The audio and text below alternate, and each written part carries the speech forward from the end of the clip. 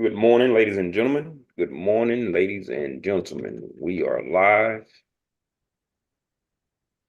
in the room with the Prophet Stalker and his crew. So let's go over all of our charting, starting with the quarterly chart.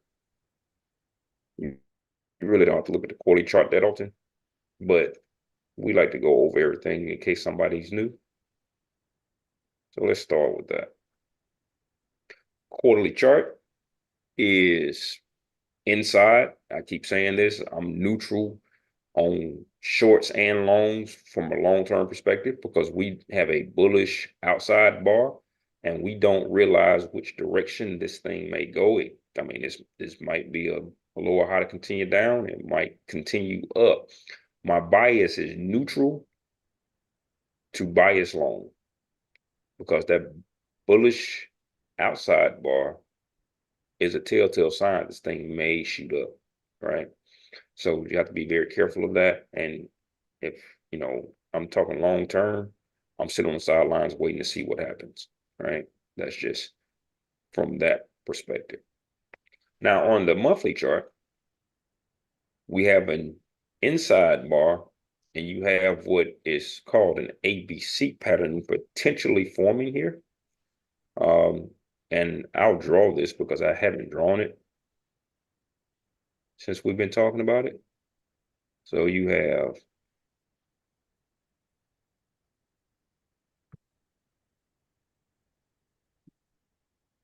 I apologize for that. You have this trend down.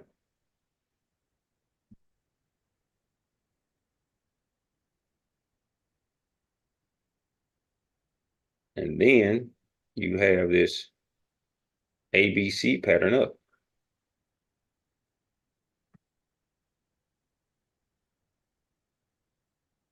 So that's reason for Pauls to go to the downside. So on the monthly, you have a potential reversal to go down. On the quarterly, you have a potential for the market to go to the upside because of that bullish outside bar.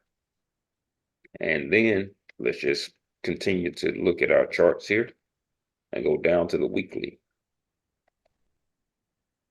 What we're going to do is just go over here.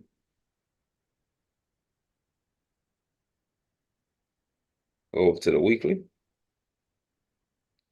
And as you see on the weekly's in the uptrend, right? After it did a corrective move here, went back into an uptrend, and now you have a pullback here. So when I say here, I'm talking about this area. So I want to make sure that everybody can see it. This right here is a corrective kind of move in an uptrend. It when it got above these highs and closed above these highs here.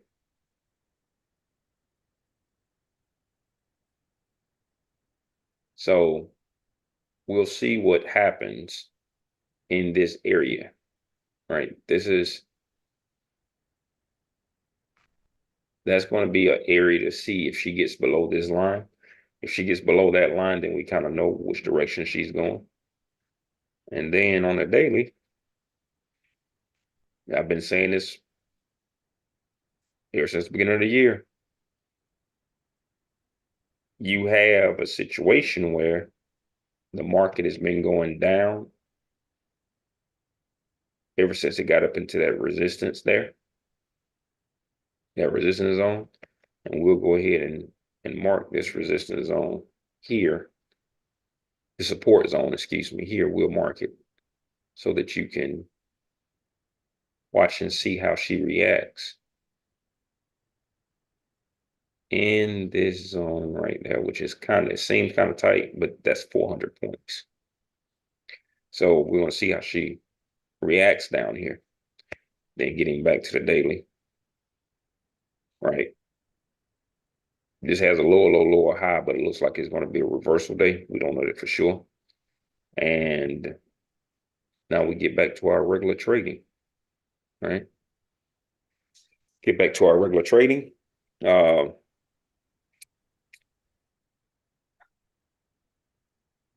There's nothing to do right now. Market made a big up move off of the lows right here, and now she's pulling back. So we're just waiting to kind of see what she does right here. I'm going to go ahead and put myself in a position.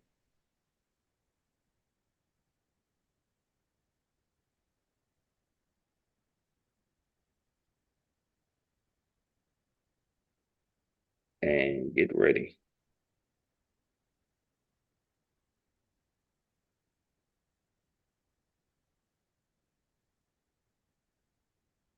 Again, nothing to do.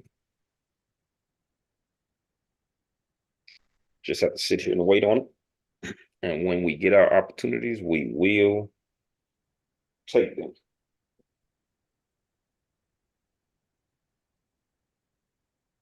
Are there any questions, comments right now from anyone?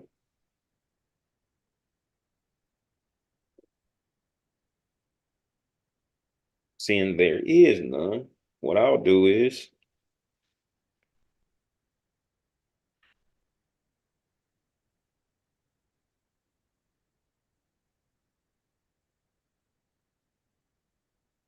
I'll queue up a book and let it play in the background.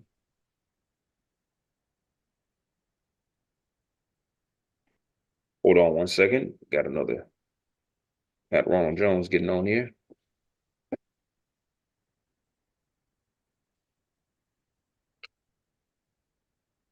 Good morning, Ronald.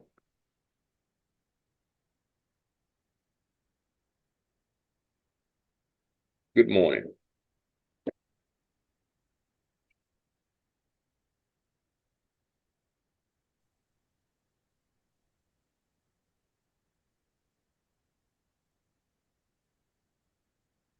Can you hear me, Ronald? Can everybody say something if you can hear me? Because I hadn't I heard can it. hear you loud and clear. Okay. All right, cool. I just had gotten silent there for a second. All right, cool. So, um, and what I need to do is, Ronald, are you stationary or are you on your way driving?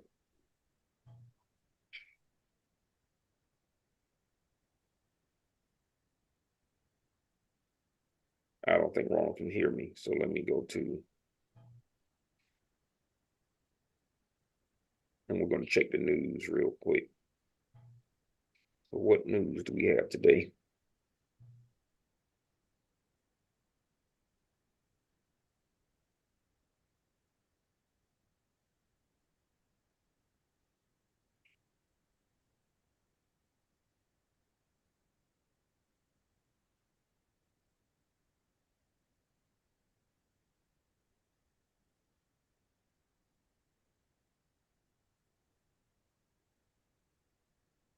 Let's see what we have.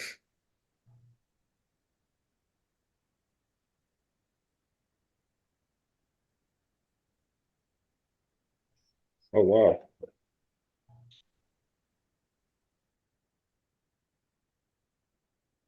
All right, can you hear me now? I can hear you now, sir. I can hear you now.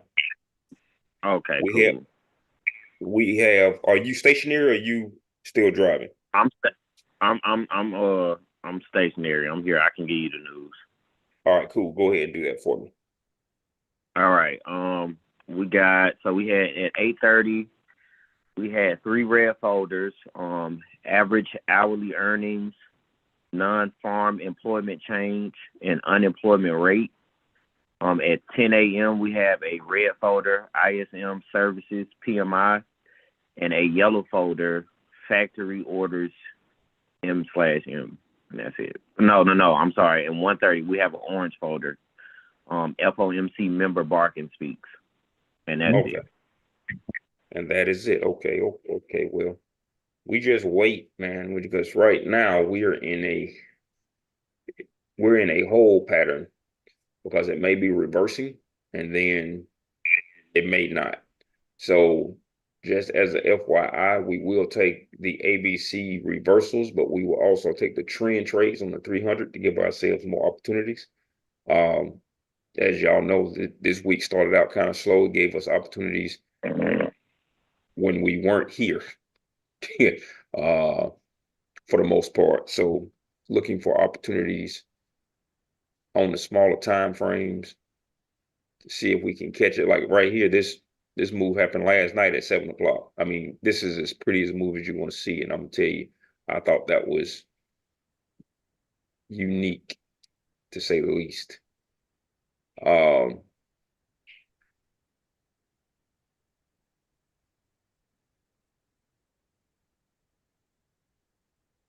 it gave you a move right here, man,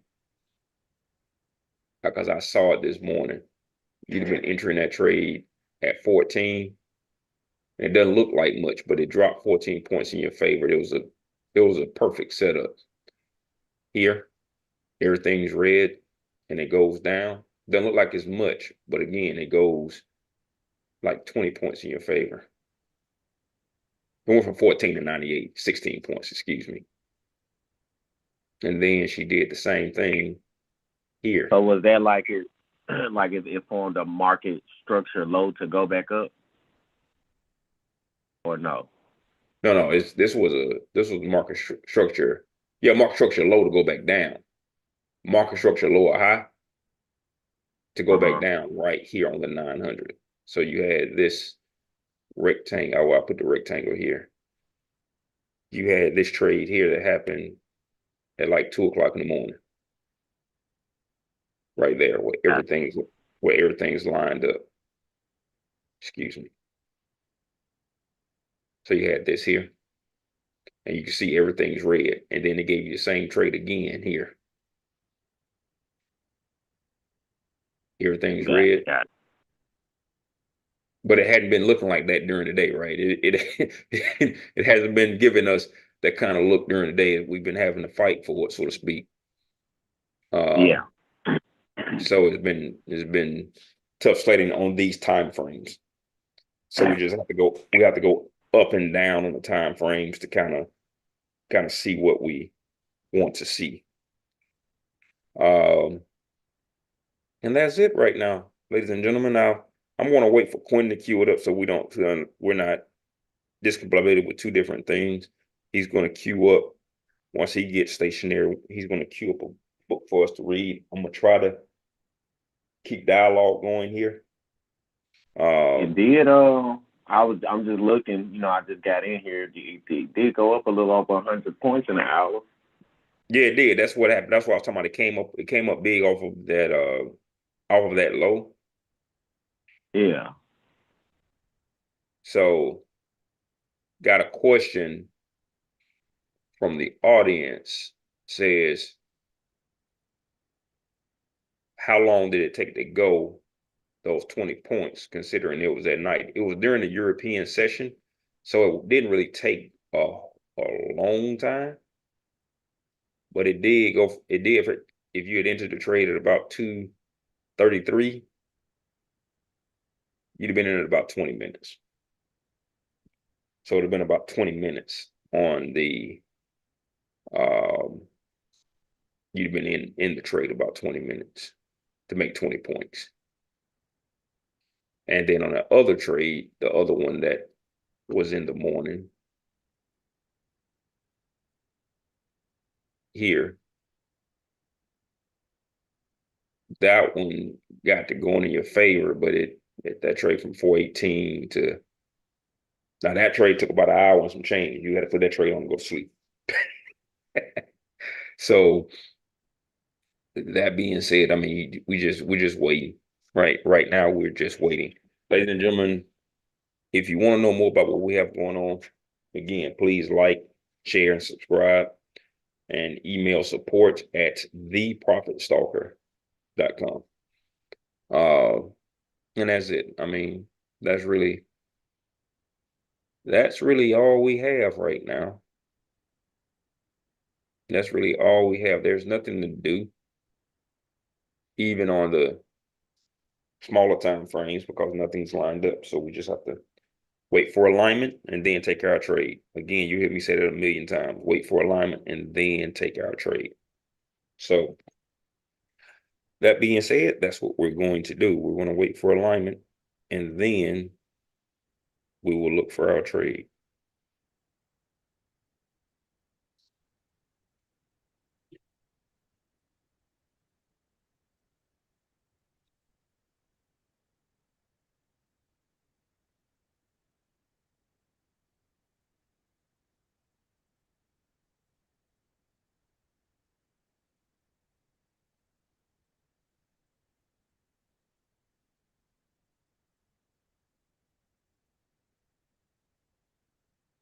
And looks like this thing is trying to catch some legs to the upside. Let's see what this 24,300 is doing.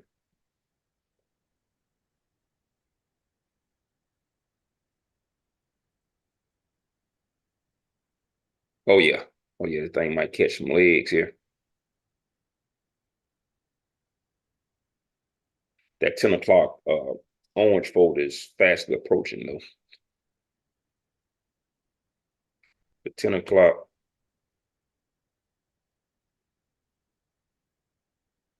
It's a red and yellow folder at 10. says red. Oh, it's a red and a yellow folder. Yeah.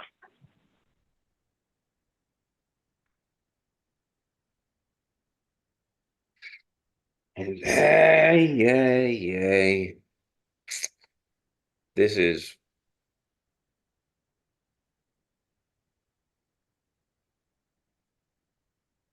yeah, I'm gonna leave this alone for right now.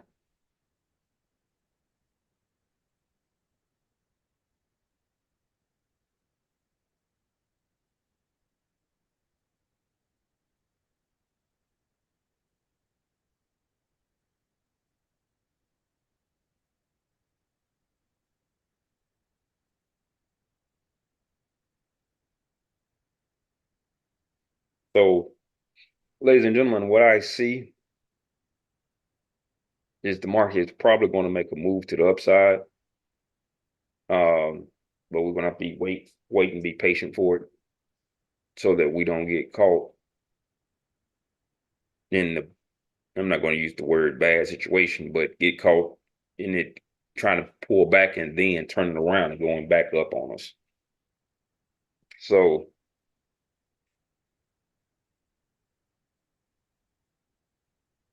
this right here is tough.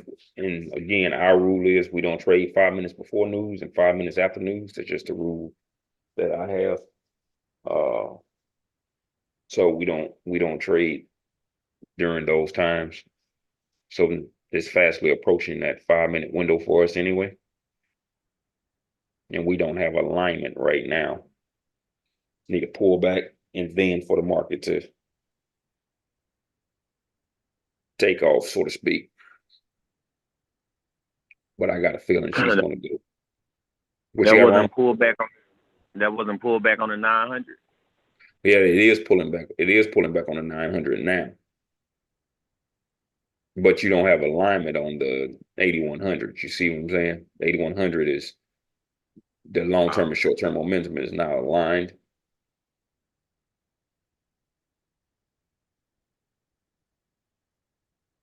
Yeah, it's Now she's going trying in to. and out. Yeah, it's flickering. Yeah, it We need is. to break these 500 contracts and see what happens. For the 8100 to tell you what it's doing.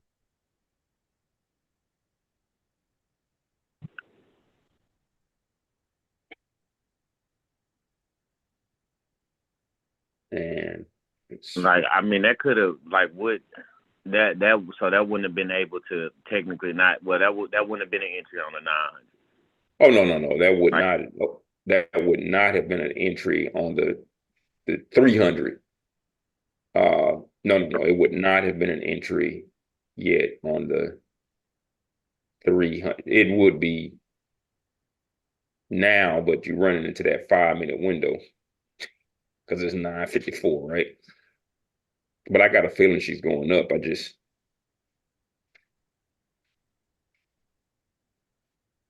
think we should wait on everything to kind of do what it's going to do here.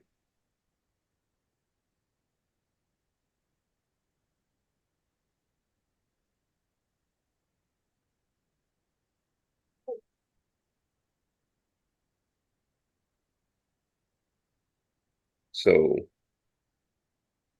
we're just literally waiting here in no man's land right now. Ladies and gentlemen, we'll get the audio queued up for you here in just a bit. You don't have to hear my voice I though. believe I think we got a question in the chat. Cool. Can somebody read that for me? Because I can't see it. Well, hold on. I might be able to see it. Give me a second. Uh, don't trade during news, especially a red and orange folder. We don't trade during news simply because the question was, why don't we trade during the news or around the news? For exactly the reason it just happened. I'm glad you brought that up. Because if you look at it, when you have a red folder, that news can impact how fast the market moves up and or down. And what you don't want to do is, unless you're already deep in the money, when I say deep in the money, I mean deep in profit, and already have been in a trade, then entering a trade around news can be extremely dangerous because it can cause you a situation where a trade that would be profitable is not profitable because of the volatility and causes you a problem, right? Causes you to get stopped out, uh, causes you to your stop to get blown through. Because if you notice at the 10 o'clock, it's not even 10 o'clock yet. This thing is moving fairly fast. And we were looking at the long setup, but it's not setting up it long. And that's exactly what I was talking about earlier. I said that you don't want to get in a trade and get into a situation where it stops you out first. That's exactly what it would have done had you been sitting here trying to play around that news time. And I still think it's going up, but I think she's pausing for a minute. So I hope that answered your question. And if it did not, please let me know.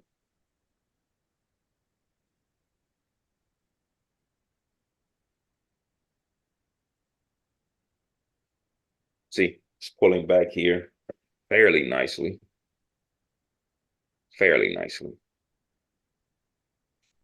Now well, you have two reds on your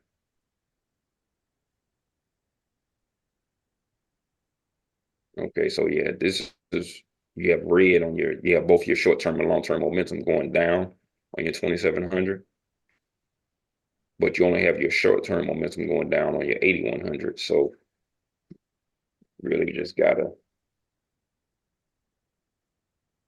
for lack of a better term, chill.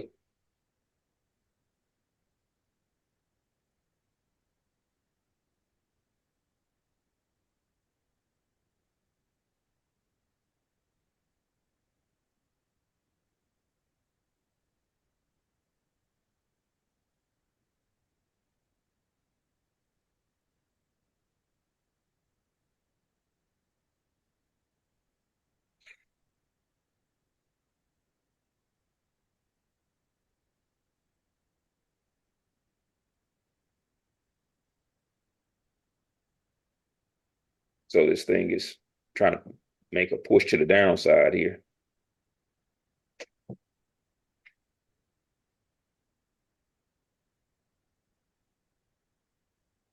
And it did just what we thought it might do. Try to push people out a little bit. And we wait.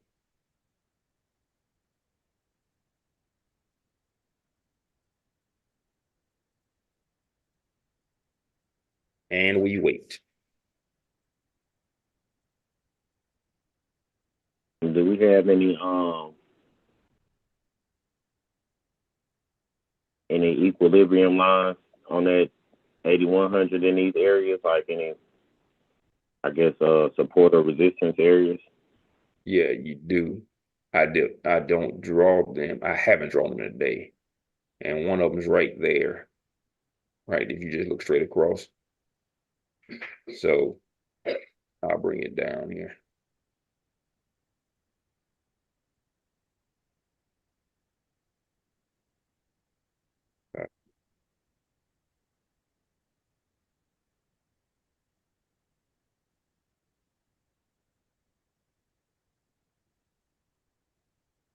One of them's right there.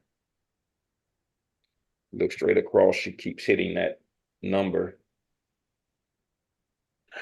Yeah.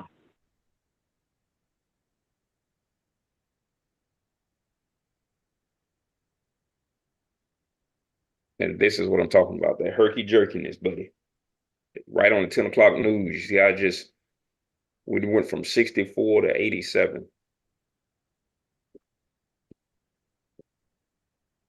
in a heartbeat. And this is why I said, let's just be patient and wait on them.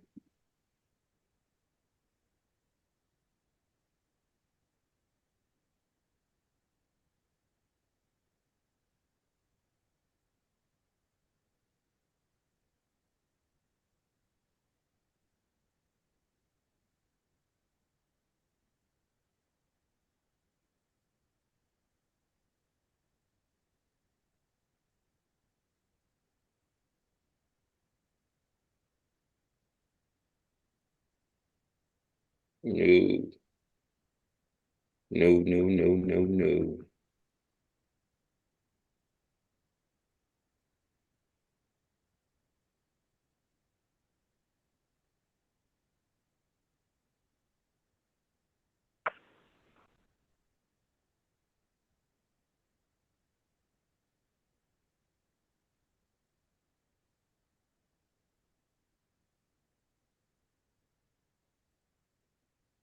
This thing settled out some, boss.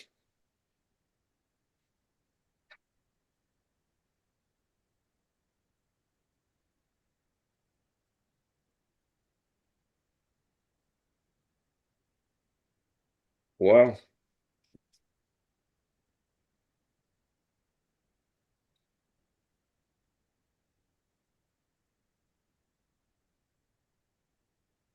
she hit an equilibrium line there.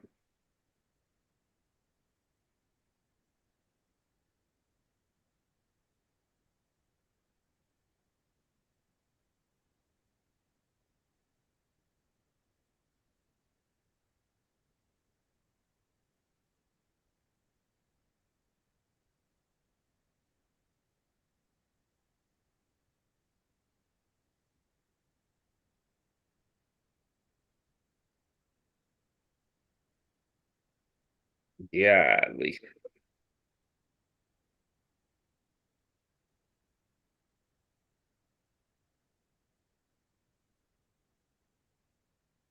That was your ABC pattern right there.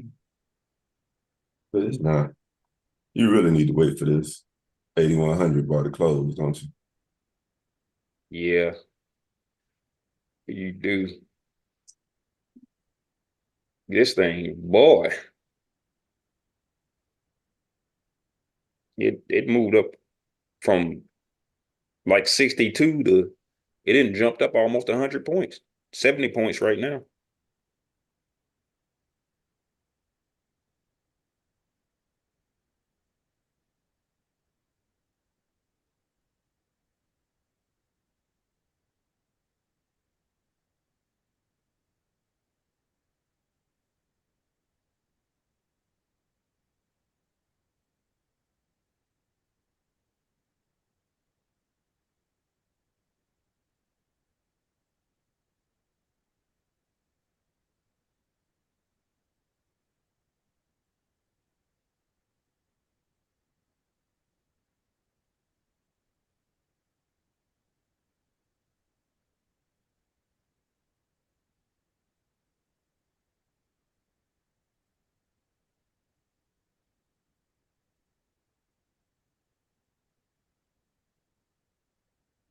All right, so you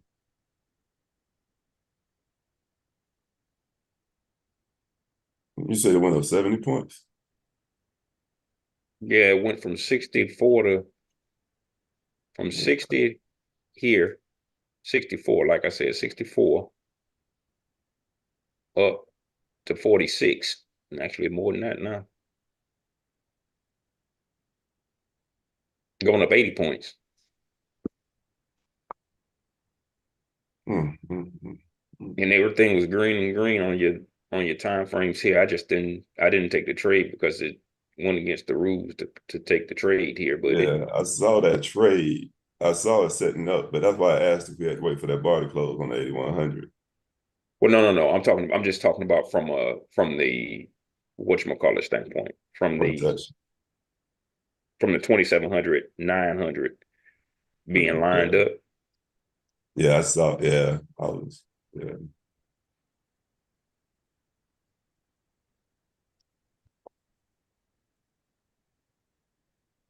It just didn't pull back nice.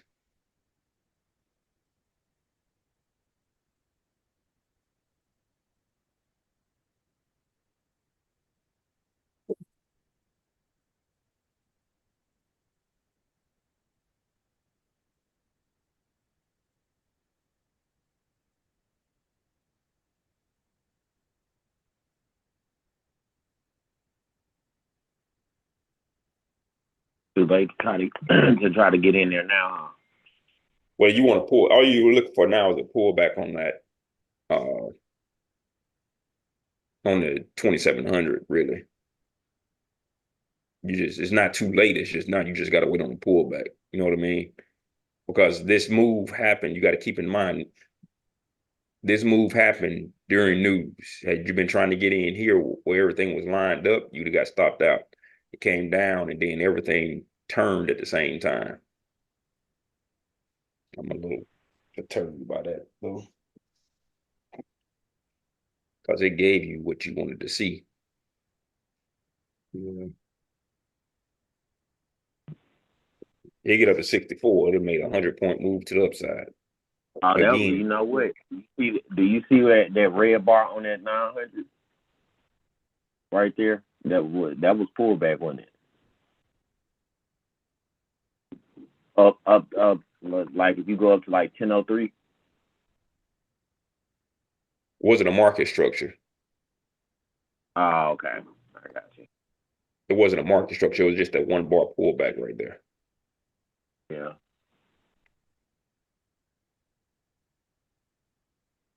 This was a market structure at 1004. Now, this one right here was legit, but I'm gonna be honest with you. I mean, this just happened. You don't want to. That'd have been tough to take this trade right this at this point here, but it didn't give it to you until here. So we just wait and be patient on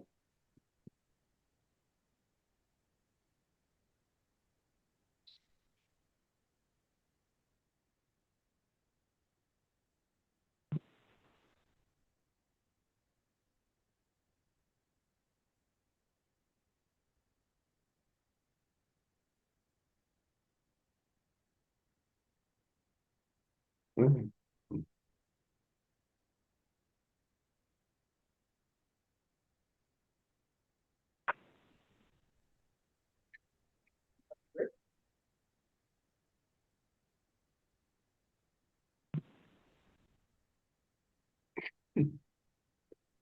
If we got a moment, can you mark the entry for that? You were talking about on the 27,900. Tell me what was lined up on 27 and 900. Yeah, I just want to make sure that I'm looking at it right. Well, I just Oh try yeah. when I If you this is not an entry for the 8100 yet, everybody. So it would have been like right in this. I'll highlight it. I didn't take it because it was during that window when we don't take the trades, but it's right in this area here. yeah, that's what I was looking at when that green. Yeah, I got it. Okay, I was just making sure I was saying what you were saying. It made a big move, so I was just making Yeah, sure. at this point, it hadn't made a big move yet. Hmm? That was the first pullback after it. The reason why I didn't take the only reason I didn't even call or take the trade is because it's at that 1001 number uh versus 1005. That was it. But by 1005, I think it already made a gargantuan move.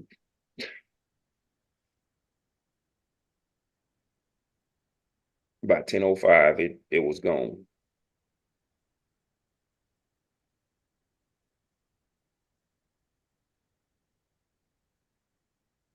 At 1005, that thing had gone from that 500 to 542.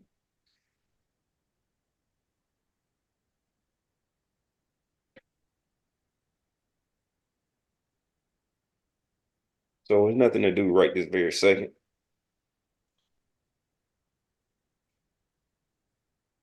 Not right this very second.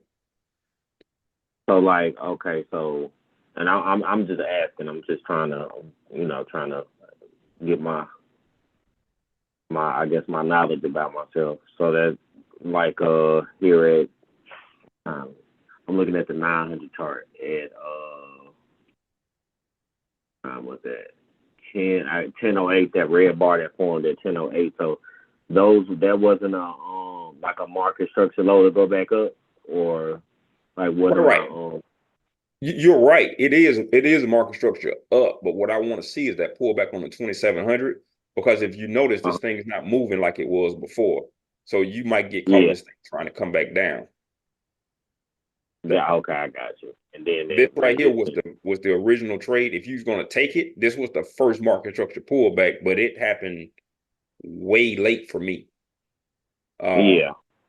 So I'm not, I tell people all the time, do not, on any circumstances, chase the market. Don't do that.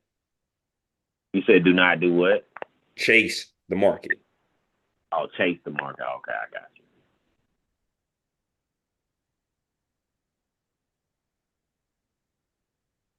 Do not chase the market. that that's like that's a cardinal sin. So I have a few books that we can queue up. You just give me your choice here. Of course, we have Think and Grow Rich by Napoleon Hill, Trading in the Zone by Mark Douglas, and Knowing Yourself by Roy Baumeister.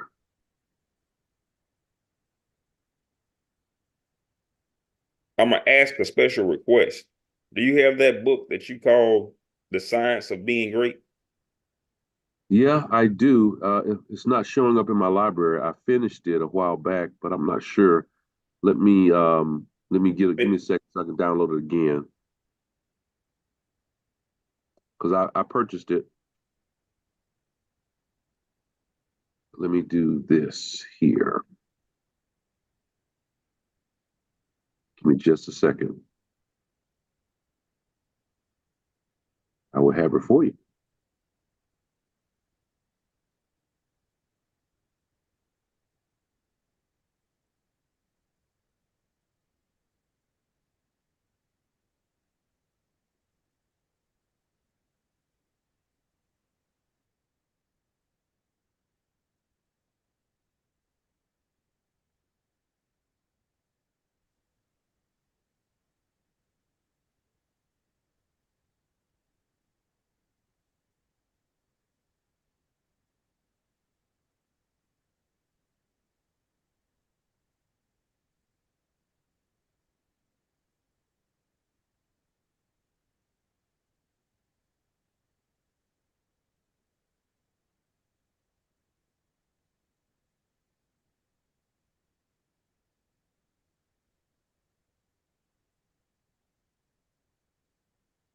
See, I just think everybody pay attention to how this thing is now going into a corrective move.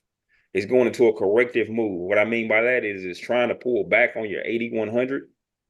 The first pullback was, like I said, right during that news time.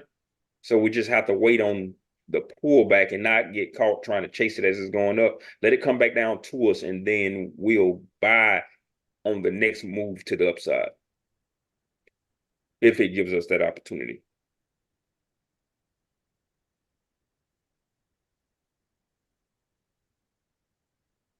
Hmm.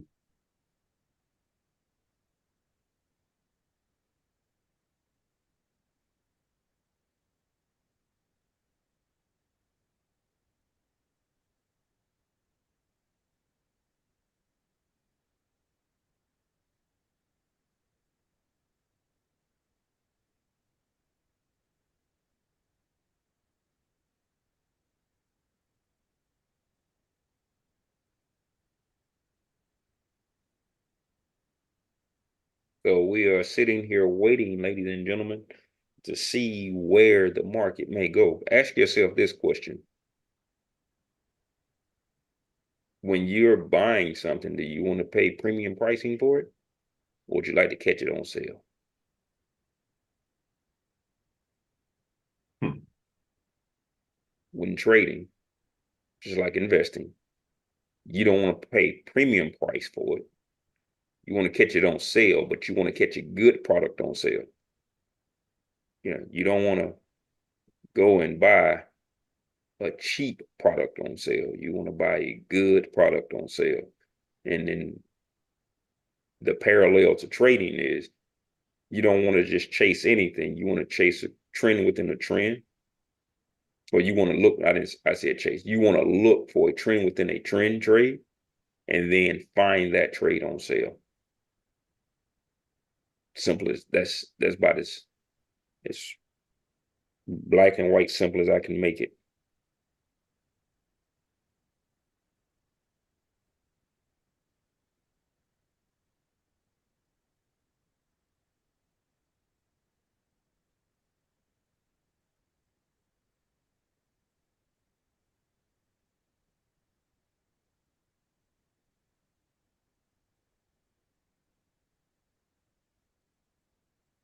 And see, now this is what I'm talking about, Ronald. You get into that trade up there, you lose. Yeah. Because now everything's turning red, right? Mm-hmm. The biggest thing is,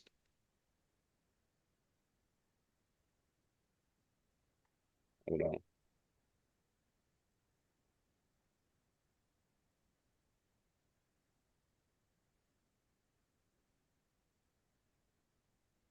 Yeah, although it would have been nice to get in on that right at news. Um, I do understand why we didn't take it.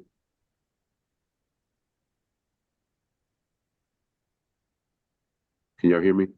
Yeah, I can hear you. Let me know whenever you want me to cue it up because I'm ready now. All right.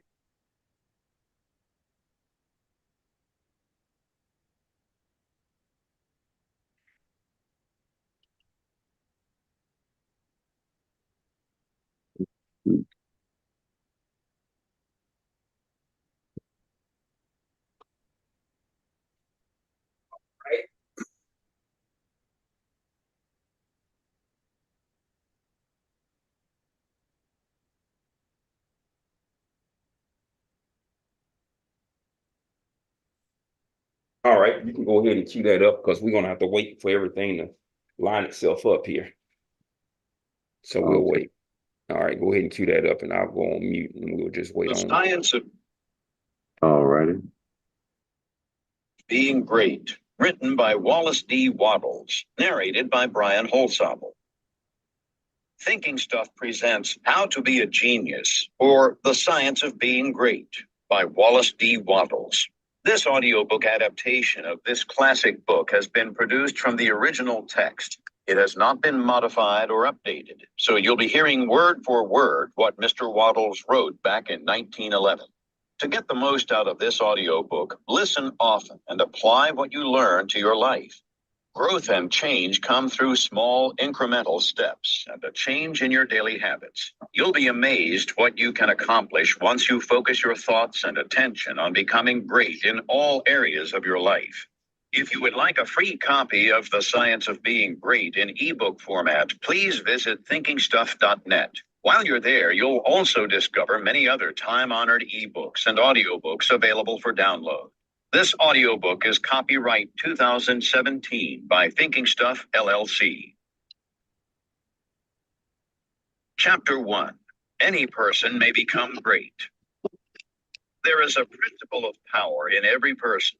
By the intelligent use and direction of this principle, man can develop his own mental faculties. Man has an inherent power by which he may grow in whatsoever direction he pleases, and there does not appear to be any limit to the possibilities of his growth. No man has yet become so great in any faculty but that it is possible for someone else to become greater. The possibility is in the original substance from which man is made. Genius is omniscience flowing into man. Genius is more than talent. Talent may merely be one faculty developed out of proportion to other faculties, but genius is the union of man and God in the acts of the soul. Great men are always greater than their deeds. They are in connection with a reserve power that is without limit. We do not know where the boundary of the mental powers of man is. We do not even know that there is a boundary. The power of conscious growth is not given to the lower animals. It is man's alone and may be developed and increased by him. The lower animals can, to a great extent, be trained and developed by man, but man can train and develop himself. He alone has this power, and he has it to an apparently unlimited extent. The purpose of life for man is growth, just as the purpose of life for trees and plants is growth. Trees and plants grow automatically and along fixed lines. Man can grow as he will. Trees and plants can only develop certain possibilities and characteristics. Man can develop any power which is or has been shown by any person anywhere. Nothing that is possible in spirit is impossible in flesh and blood. Nothing that man can think is impossible in action. Nothing that man can imagine is impossible of realization. Man is formed for growth, and he is under the necessity of growing. It is essential to his happiness that he should continuously advance. Life without progress becomes unendurable, and the person who ceases from growth must either become imbecile or insane. The greater and more harmonious and well-rounded his growth, the happier man will be. There is no possibility in any man that is not in every man. But if they proceed naturally, no two men will grow into the same thing or be alike. Every man comes into the world with a predisposition to grow along certain lines, and growth is easier for him along those lines than in any other way. This is a wise provision, for it gives endless variety. It is as if a gardener should throw all his bulbs into one basket. To the superficial observer, they would look alike, but growth reveals a tremendous difference. So of men and women. They are like the basket of bulbs. One may be a rose and add brightness and color to some dark corner of the world. One may be a lily and teach a lesson of love and purity to every eye that sees. One may be a climbing vine and hide the rugged outlines of some dark rock. One may be a great oak among whose boughs the birds shall nest and sing, and beneath whose shade the flocks shall rest at noon. But every one will be something worthwhile, something rare, something perfect. There are undreamed of possibilities in the common lives all around us. In a large sense, there are no common people. In times of national stress and peril, the cracker box loafer of the corner store and the village drunkard become heroes and statesmen through the quickening of the principle of power within them. There is a genius in every man and woman waiting to be brought forth. Every village has its great man or woman, someone to whom all go for advice in time of trouble. Someone who is to such a one, the minds of the whole community turn in times of local crisis. He is tacitly recognized as being great. He does small things in a great way. He could do great things as well if he did but So can any man, so can you. The principle of power gives us just what we ask of it. If we only undertake little things, it only gives us power for little things. But if we try to do great things in a great way, it gives us. Beware of undertaking great things in a small way. Of that we shall speak farther on. There are two mental attitudes a man may take. One makes him like a football. It has resilience and reacts strongly when force is applied to it. But it originates nothing. It never acts of itself. There is no power within it. Men of this type are controlled by circumstances and environment. Their destinies are decided by things external to themselves. The principle of power within them is never really active at all. They never speak or act from within. The other attitude makes man like a flowing spring. Power comes out from the center of him. He has within him a well radiates force. He is felt by his environment. The principle of power in him is in constant action. He is self-active. He hath life in himself. No greater good can come to any man or woman than to become self-active. All the experiences of life are designed by Providence to force men and women into self-activity, to compel them to cease being creatures of circumstances and master their environment. In his lowest stage, man is the child of chance and circumstance and the slave of fear. His acts are all reactions resulting from the impingement upon him of forces in his environment. He acts only as he is acted upon. He originates nothing. But the lowest savage has within him a principle of power sufficient to master all that he fears. And if he learns this and becomes self-active, he becomes as one of the gods. The awakening of the principle of power in man is the real conversion, the passing from death to life. It is when the dead hear the voice of the Son of Man and come forth and live. It is the resurrection and the life. When it is awakened, man becomes a son of the highest, and all power is given to him in heaven and on earth. Nothing was ever in any man that is not in you. No man ever had more spiritual or mental power than you can attain, or did greater things than you can accomplish. You can become what you want to be. Chapter 2, Heredity and Opportunity. You are not barred from attaining greatness by heredity. No matter who or what your ancestors may have been, or how unlearned or lowly their station, the upward way is open for you. There is no such thing as inheriting a fixed mental position. No matter how small the mental capital we receive from our parents, it may be increased. No man is born incapable of growth. Heredity counts for something. We are born with subconscious mental tendencies, as for instance a tendency to melancholy or cowardice or to ill temper. But all these subconscious tendencies may be overcome. When the real man awakens and comes forth, he can throw them off very easily. Nothing of this kind need keep you down. If you have inherited undesirable mental tendencies, you can eliminate them and put desirable tendencies in their places. An inherited mental trait is a habit of thought of your father or mother impressed upon your subconscious mind. You can substitute the opposite impression by forming the opposite habit of thought. You can substitute a habit of cheerfulness for a tendency to despondency. You can overcome cowardice or ill temper. Heredity may count for something, too, in an inherited conformation of the skull. There is something in phrenology, if not so much as its exponents claim for it. It is true that the different faculties are localized in the brain, and that the power of a faculty depends upon the number of active brain cells in its area. A faculty whose brain area is large is likely to act with more power than one whose cranial section is small. Hence, persons with certain conformations of the skull show talent as musicians, orators, mechanics, and so on. It has been argued from this that a man's cranial formation must, to a great extent, decide his station in life. But this is an error. It has been found that a small brain section with many fine and active cells gives as powerful expression to faculty as a larger brain with coarser cells. And it has been found that by turning the principle of power into any section of the brain with the will and purpose to develop a particular talent, the brain cells may be multiplied indefinitely. Any faculty, power, or talent you possess, no matter how small or rudimentary, may be increased. You can multiply the brain cells in this particular area until it acts as powerfully as you wish. It is true that you can act most easily through those faculties that are now most largely developed. You can do with the least effort the things which come naturally. But it is also true that if you will make the necessary effort, you can develop any talent. You can do what you desire to do and become what you want to be. When you fix upon some ideal and proceed as hereinafter directed, all the power of your being is turned into the faculties required in the realization of that ideal. More blood and nerve force go to the corresponding sections of the brain, and the cells are quickened, increased, and multiplied in number. The proper use of the mind of man will build a brain capable of doing what the mind wants to do. The brain does not make the man makes the brain. Your place in life is not fixed by heredity. Nor are you condemned to the lower levels by circumstances or lack of opportunity.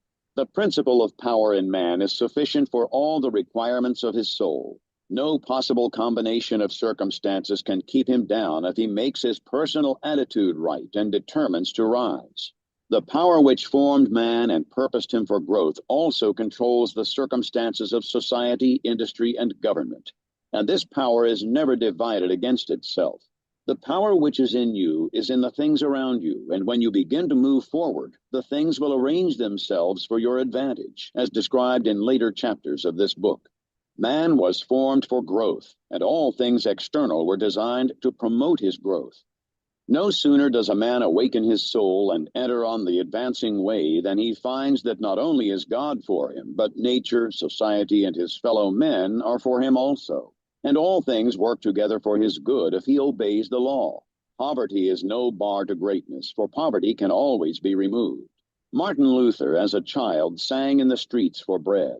Linnaeus the naturalist had only $40 with which to educate himself. He mended his own shoes and often had to beg meals from his friends. Hugh Miller, apprenticed to a stonemason, began to study geology in a quarry. George Stephenson, inventor of the locomotive engine and one of the greatest of civil engineers, was a coal miner working in a mine when he awakened and began to think.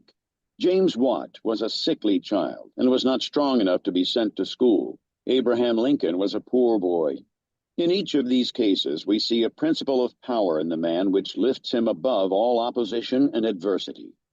There is a principle of power in you.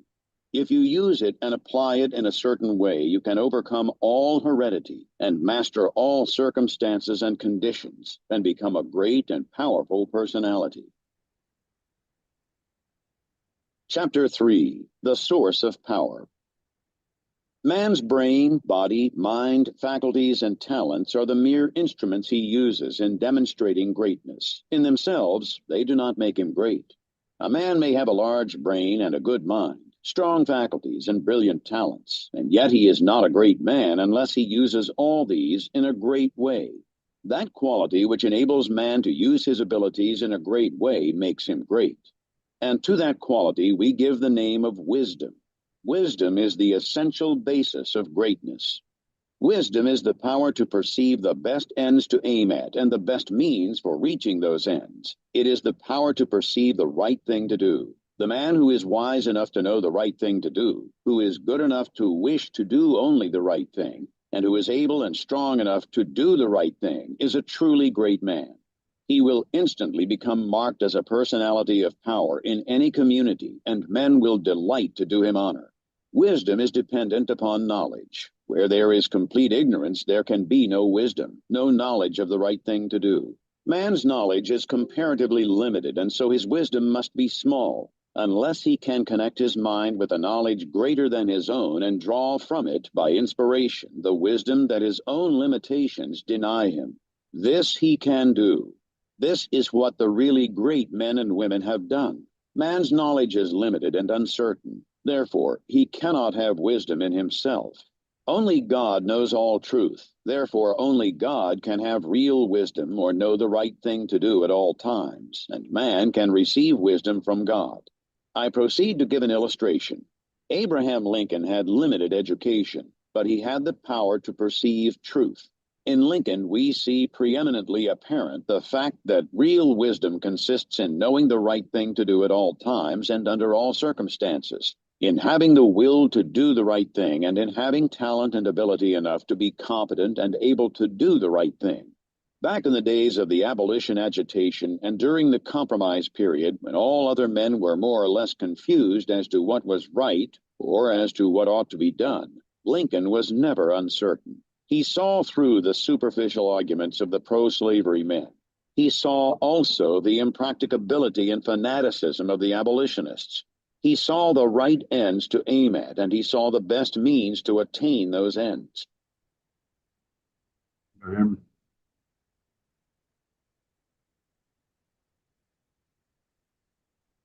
y'all hear me?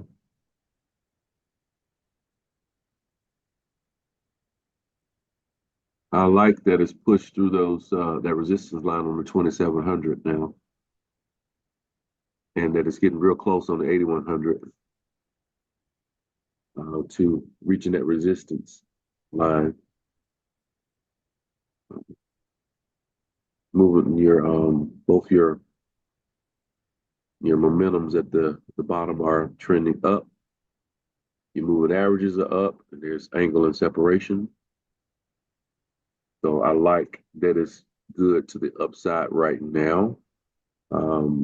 Your 2700 is also trending So you upward. let me stop you there for a second. You got to wait 1,200 contracts for it know it's up on the 2,700 because the 2,700 it is up on the 8,100. True, on the 81 on the 2,700, the bar that's forming now is making it green.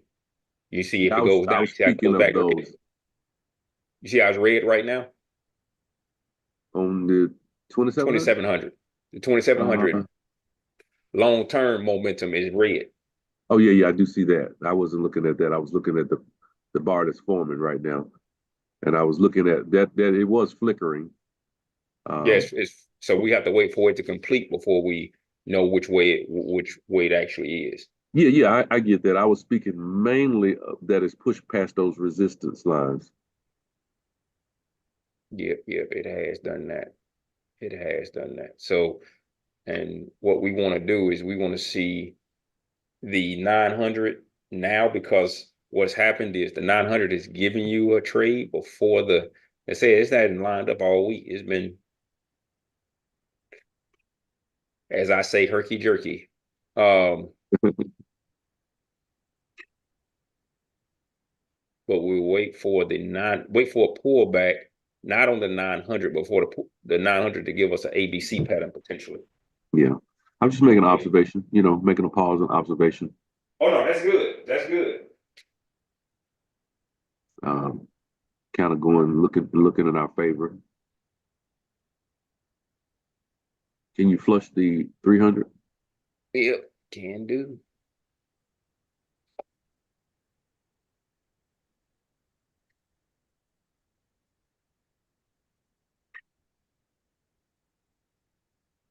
I'll All cue right, it back up. yeah, all right, cool. Because men recognized that he perceived truth and I apologize. The phone ringing. Hold on 1 second.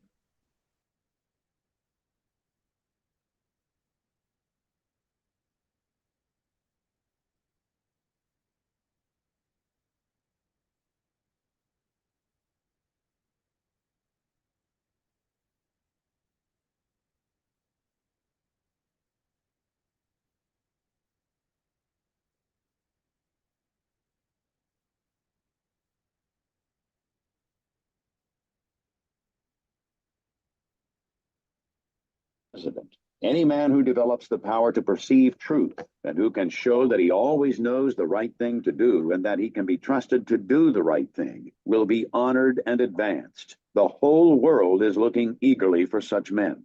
When Lincoln became president, he was surrounded by a multitude of so-called able advisers, hardly any two of whom were agreed. At times, they were all opposed to his policies. At times, almost the whole North was opposed to what he proposed to do. But he saw the truth when others were misled by appearances. His judgment was seldom or never wrong.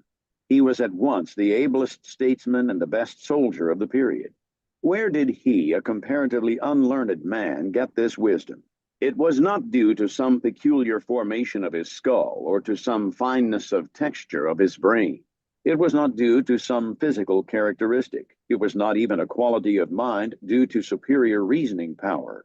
Knowledge of truth is not often reached by the processes of reason. It was due to a spiritual insight. He perceived truth, but where did he perceive it, and whence did the perception come? We see something similar in Washington, whose faith and courage, due to his perception of truth, held the colonies together during the long and often apparently hopeless struggle of the Revolution. We see something of the same thing in the phenomenal genius of Napoleon, who always knew in military matters the best means to adopt. We see that the greatness of Napoleon was in nature rather than in Napoleon, and we discover back of Washington and Lincoln something greater than either Washington or Lincoln. We see the same thing in all great men and women. They perceive truth, but truth cannot be perceived until it exists, and there can be no truth until there is a mind to perceive it. Truth does not exist apart from mind. Washington and Lincoln were in touch and communication with a mind which knew all knowledge and contained all truth. So of all who manifest wisdom. Wisdom is obtained by reading the mind of God. Chapter 4: The Mind of God. There is a cosmic intelligence which is in all things and through all things. This is the one real substance. From it all things proceed. It is intelligent substance or mind stuff. It is God. Where there is no substance, there can be no intelligence. For where there is no substance, there is nothing. Where there is thought, there must be a substance which thinks. Thought cannot be function, for function is motion, and it is inconceivable that mere motion should think. Thought cannot be vibration, for vibration is motion, and that motion should be intelligent is not thinkable. Motion is nothing but the moving of substance. If there be intelligence shown, it must be in the substance and not in the motion. Thought cannot be the result of motions in the brain. If thought is in the brain, it must be in the brain's substance and not in the motions which brain substance makes. But thought is not in the brain substance, for brain substance without life is quite unintelligent and dead. Thought is in the life principle which animates the brain, in the spirit substance, which is the real man.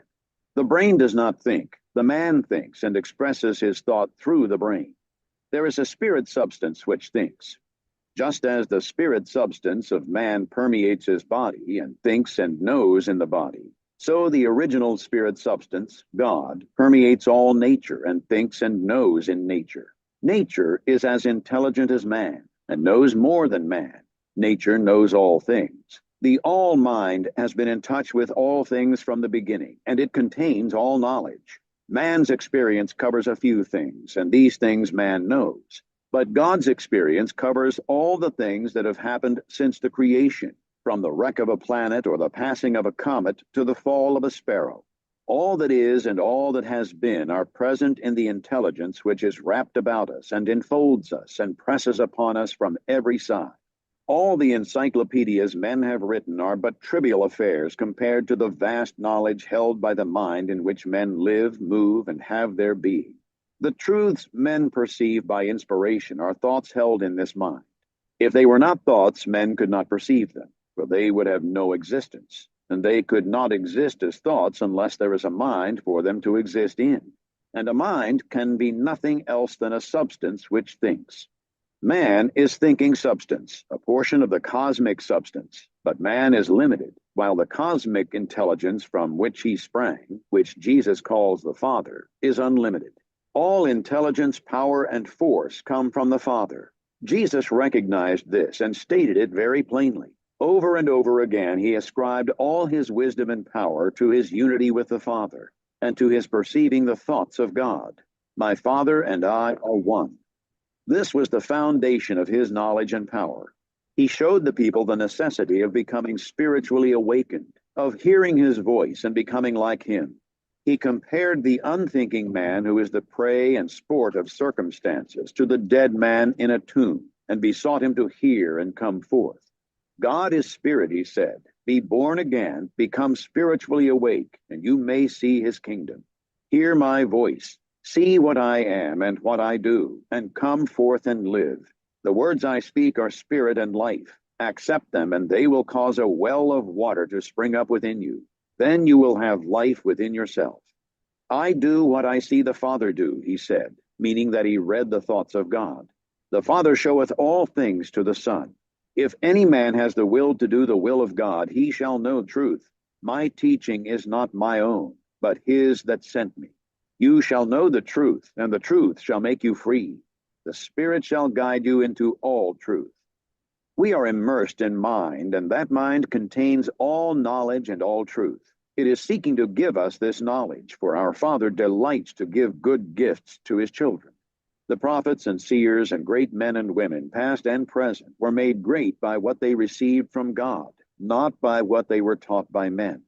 This limitless reservoir of wisdom and power is open to you. You can draw upon it as you will, according to your needs. You can make yourself what you desire to be. You can do what you wish to do. You can have what you want. To accomplish this, you must learn to become one with the Father, so that you may perceive truth, so that you may have wisdom and know the right ends to seek and the right means to use to attain those ends, and so that you may secure power and ability to use the means. In closing this chapter, resolve that you will now lay aside all else and concentrate upon the attainment of conscious unity with God. Oh, when I am safe in my sylvan home, I tread on the pride of Greece and Rome. And when I am stretched beneath the pines, where the evening star so holy shines, I laugh at the lure and pride of man, at the sophist schools and the learned clan. For what are they all in their high conceit, when man in the bush with God may meet? Chapter 5, Preparation. Draw nigh to God, and he will draw nigh to you. If you become like God, you can read his thoughts, and if you do not, you will find the inspirational perception of truth impossible. You can never become a great man or woman until you have overcome anxiety, worry, and fear. It is impossible for an anxious person, a worried one, or a fearful one to perceive truth. All things are distorted and thrown out of their proper relations by such mental states. Those who are in them cannot read the thoughts of God. If you are poor, or if you are anxious about business or financial matters, you are recommended to study carefully the first volume of this series, The Science of Getting Rich. That will present to you a solution for your problems of this nature, no matter how large or how complicated they may seem to be. There is not the least cause for worry about financial affairs. Every person to do so may rise above want, have all he needs, and become rich. The same source upon which you propose to draw for mental unfoldment and spiritual power is at your service for the supply of all your material wants. Study this truth until it is fixed in your thoughts and until anxiety is banished from your mind. Enter the certain leads to material riches. Again, if you are anxious or worried about your health, realize it is possible for you to attain perfect health so that you may have strength sufficient for all that you wish to do and more. That intelligence which stands ready to give you wealth and mental and spiritual. Another pause. It's definitely pushed past the resistance line on the 2700 now. So I do like the upward momentum that we have going on.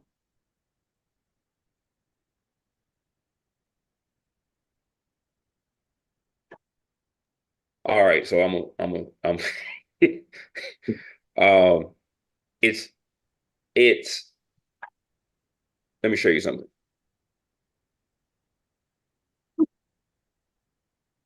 Up here, it's sideways. Oh, yeah. And that's off the 8100, no, 2700 expanded That's a out. 2700, and it's that that what am I trying to say? That equilibrium point not is now getting now support. Um, it's definitely like a magnet because it keeps pulling it, and you notice again your short-term momentum is definitely down. Now your long-term momentum is just flickering red and green back and forth. So your momentums are in dire differences, if that Yeah. makes sense. Yeah, I was gonna So say disarray, but yeah, yeah. it's just for me, it's not clear, right? Okay. Yeah. Uh, the only clear move we had literally was at 10:01, and that was here. This was the only clear move that I saw today.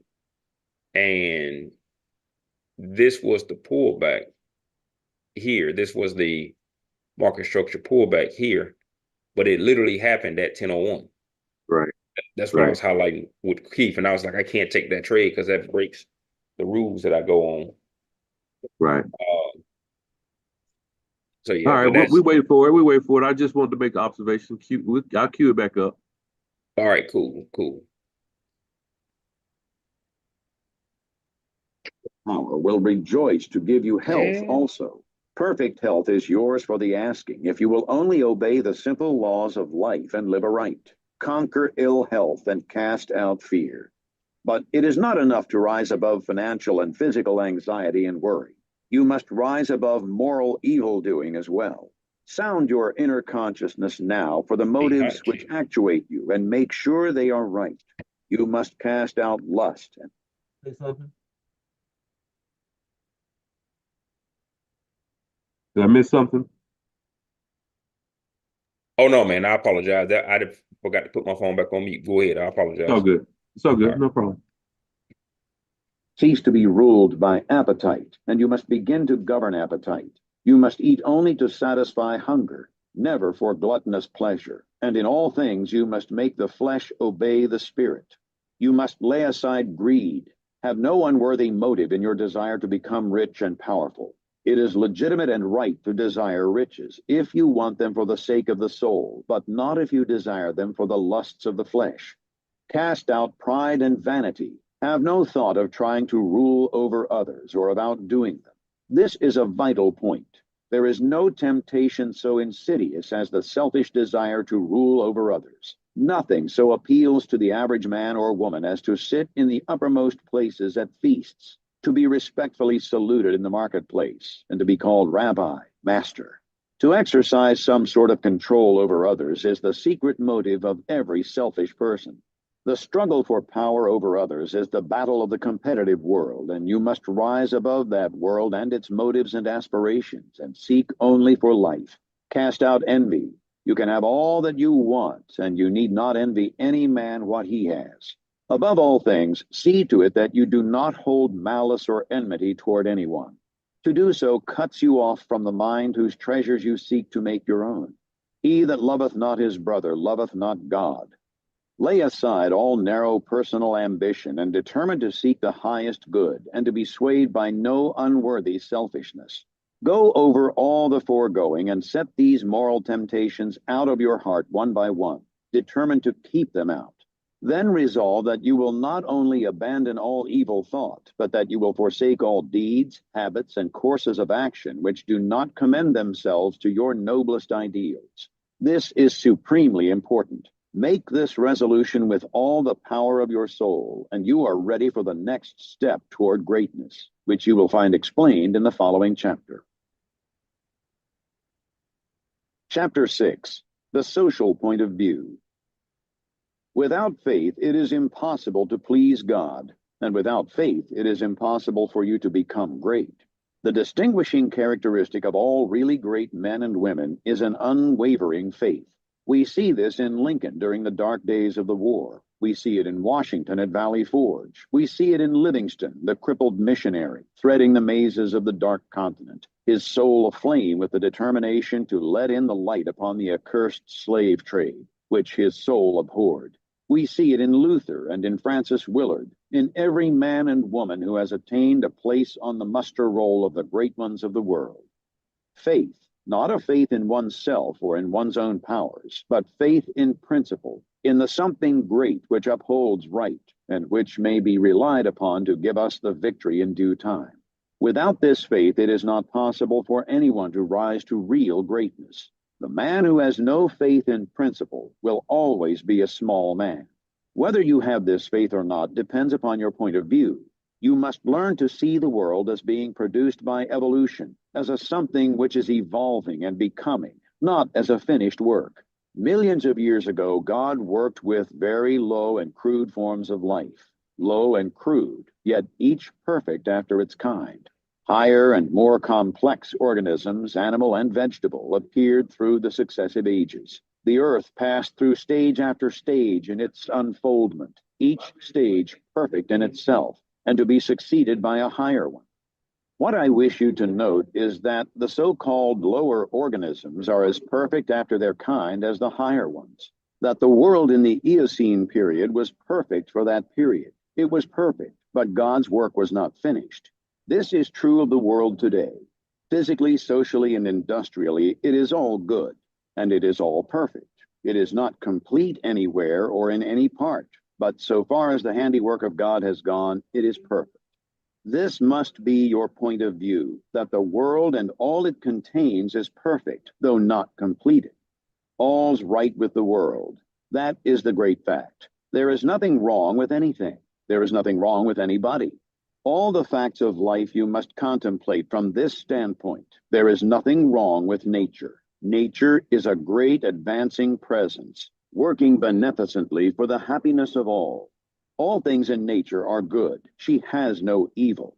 She is not complete, for creation is still unfinished, but she is going on to give to man even more bountifully than she has given to him in the past.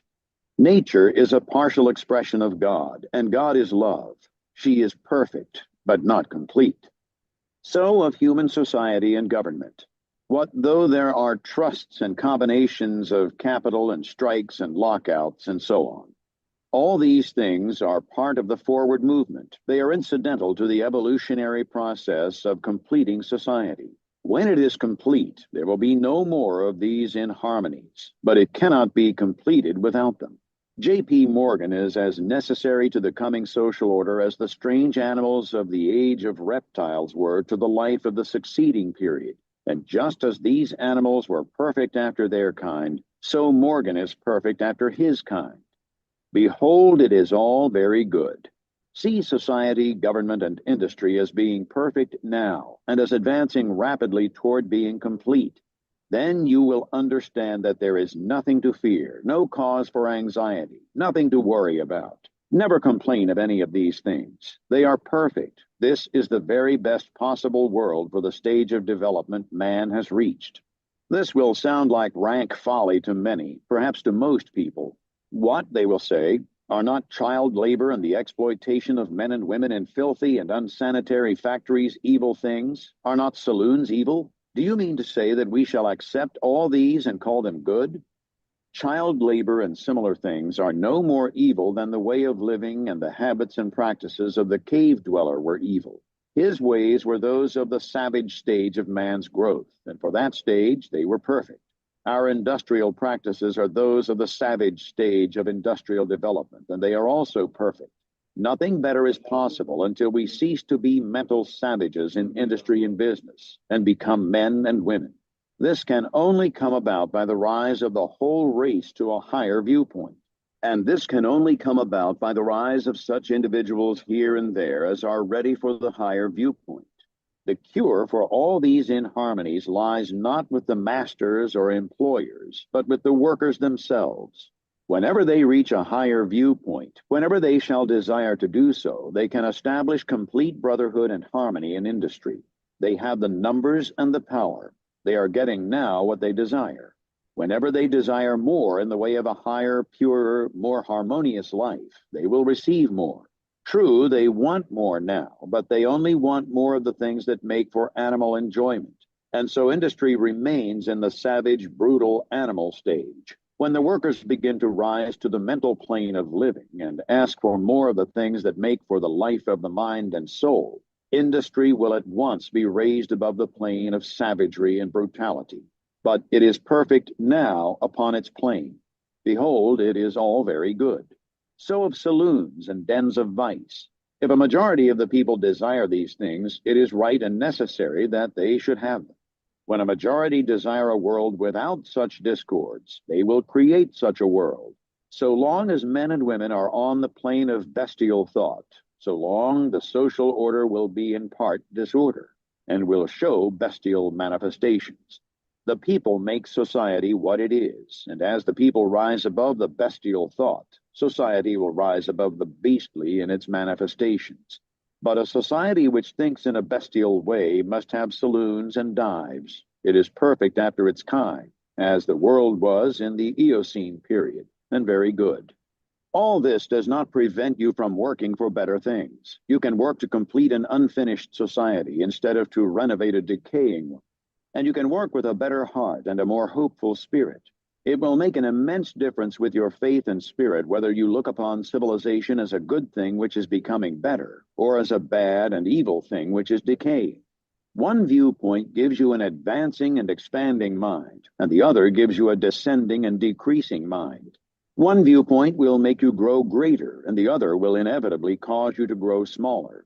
One will enable you to work for the eternal things, to do large works in a great way toward the completing of all that is incomplete and inharmonious, and the other will make you a mere patchwork reformer, working almost without hope to save a few lost souls from what you will grow to consider a lost and doomed world. So you see, it makes a vast difference to you, this matter of the social viewpoint. All's right with the world. Nothing can possibly be wrong but my personal attitude, and I will make that right. I will see the facts of nature and all the events, circumstances, and conditions of society, politics, government, and industry from the highest viewpoint. It is all perfect, though incomplete. It is all the handiwork of God. Behold, it is all very good. Chapter 7. The Individual Point of View. Important as the matter of your point of view for the facts of social life is, it is of less moment than your viewpoint for your fellow men, for your acquaintances, friends, relatives, your immediate family, and most of all, yourself. You must learn not to look upon the world as a lost and decaying thing, but as a something perfect and glorious, which is going on to a most beautiful completeness. And you must learn to see men and women not as lost and accursed things, but as perfect beings advancing to become complete. There are no bad or evil people. An engine which is on the rails pulling a heavy train is perfect after its kind, and it is good. The power of steam which drives it is good. Let a broken rail throw the engine into the ditch, and it does not become bad or evil by being so displaced. It is a perfectly good engine, but off the track. The power of steam which drives it into the ditch and wrecks it is not evil, but a perfectly good power. So that which is misplaced or applied in an incomplete or partial way is not evil. There are no evil people. There are perfectly good people who are off the track. But they do not need condemnation or punishment. They only need to get upon the rails again. That which is undeveloped or incomplete often appears to us as evil because of the way we have trained ourselves to think. The root of a bulb which shall produce a white lily is an unsightly thing. One might look upon it with disgust, but how foolish we should be to condemn the bulb for its appearance when we know the lily is within it. The root is perfect after its kind. It is a perfect but incomplete lily. And so we must learn to look upon every man and woman, no matter how unlovely in outward manifestation. They I are appreciate perfect you in their stage of being, and they are becoming complete. reaching Behold, out. it is all very good. Because now we Once wait on the we come pullback. into a Market structure comprehension pullback of on the this fact 900. and arrive at this. That's all you got to wait on now. Yeah. That's all you're waiting on now.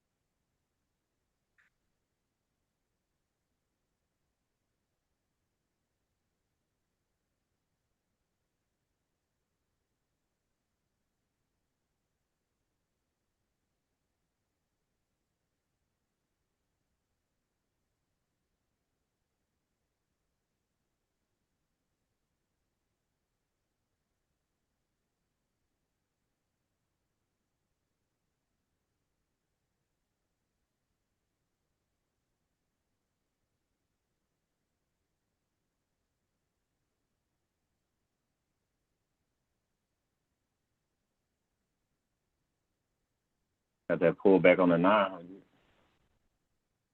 You do. Did it break that low? At a double bottom? Ew, that's tough. Okay.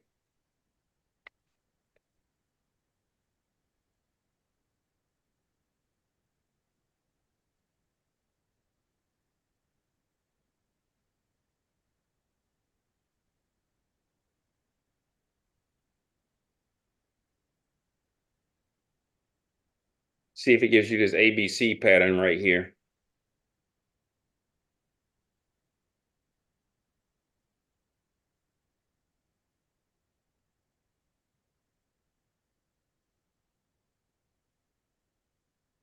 All right, cool.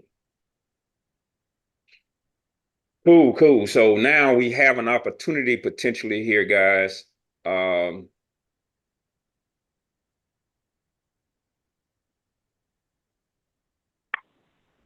but price is going to have to close above here 70, and now you got a 10-point stop. Now you got to, oh, this thing's not, it's not coming back. It's gone, guys. It's gone. It's got triple divergence to come back down. I know I don't talk about that often, but let me show you what I'm talking about here. I need to be able to see that. All right, so you have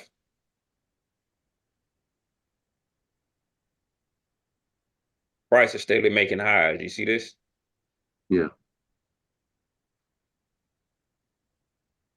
Unless she makes a conservative effort up, which she could, then you got potential triple divergence where I drew those lines. Let me get back to my crosshair so I can see what's going on here.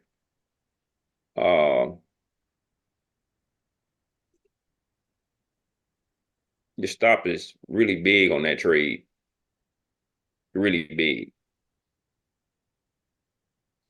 So I'm gonna say if you take this trade, enter in one contract if it closes above that line.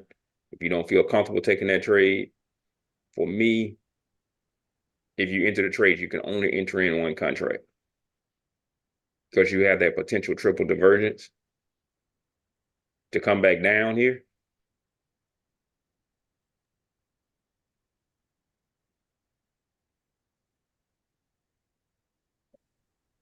It keeps hitting that area. Creating a new area. No, it's still 70. So That's what I meant, that area.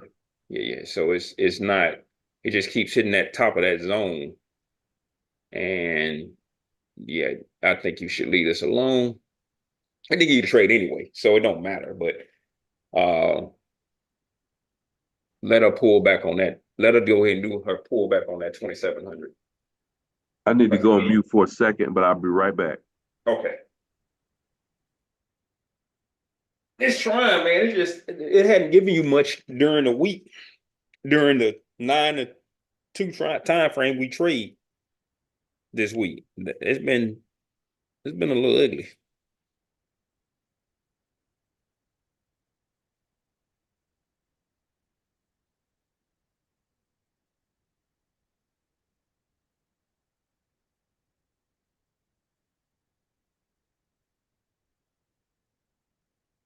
It's been a little ugly. Yeah, I mean, it didn't give you an entry, so it is nothing to do. But I triple divergence. Ron, I don't talk about that often because it doesn't happen often, but when it does, it's pretty significant. Can you hear me? Yeah, I hear you. So, like when you see how I drew these, price was going up, but the indicator was going down, Yeah. that gives you some serious reason for pause. Why? I mean, why does that make a triple divergence, or is it because it's doing it on multiple charts? No. It's just this one chart, but the triple divergence happens because you see these three peaks here on the 2,700 here, Yeah. and then here, and then these three peaks on price here, here, and right there. For Yeah. me, for me, and I'm just saying for me now, when triple divergence happens, if that thing doesn't go up pretty soon, it's a tail sign that the market is probably going to be coming back down. It's a tail sign. And you literally have to wait on it.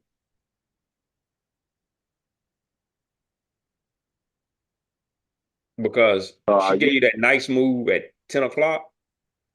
And she gave you, I don't even think this was a nice move. I just think it went up, but it was crappy. Yeah, it didn't go up now. It gave one nice move today, and everything else been crapola, to say the least. Yeah. It's been the tale of no tape to this week, not even the tale of two tape, two different.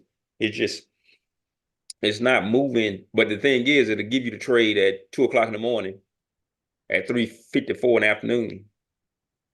if you want to take the trade right at 9:30, that's what's happened this week. Seems like it. But, part of it just got to kind of move through it. I've been wanting to try to call trades on the 300, the trend trade on the 300, because we're not going down to the 100 to get the entry. But I haven't seen anything there either today. And you see, it's just, you look at it straight across on the 8100.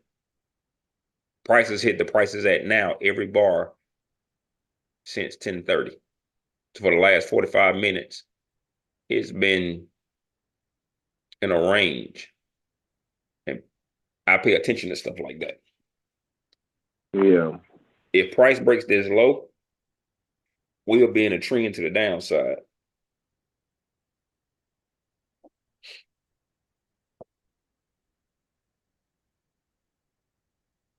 So as far as day trading goes, is there any other way? Like, for example, you said these trades were happening at 2 in the morning. Like, is there any other way outside of just being up for them to like kind of, I guess, be aware that they may be happening, or you just got to be up and looking at the charts? No. You ain't see the thing is, no, you ain't got to be up looking at the charts, man. I am a firm believer in you just trade your setup and you have to wait on it. I'm just a firm believer in that, right? It's not the only way. It's just because once you start trying to do other stuff, you will miss what you really been looking for. You get what I'm saying? Yeah. You can't, you have to find, we talked about this before. You have to find what works for you or what works, right? And stick to it. Right. That's the claim to fame to everybody I know that's successful trading. They just have a way of trading. Oh, this thing right here, boy, it's playing pure games with you today. But we don't typically trade on Friday anyway, just as a FYI. We don't trade for real on Friday. I would like to trade this. I would like to trade, but I am not going to put you in harm's way knowing that everything's not lined up. I'm not doing it. Not happening. Not on my watch, though. Not on my watch.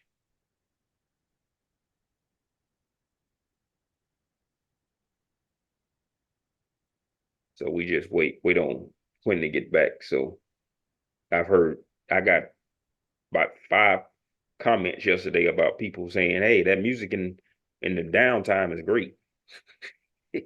Yeah. All right, I got you. Oh no, I knew you were gone. I wasn't tripping about that. I'm just saying, yeah, that right there was a good idea.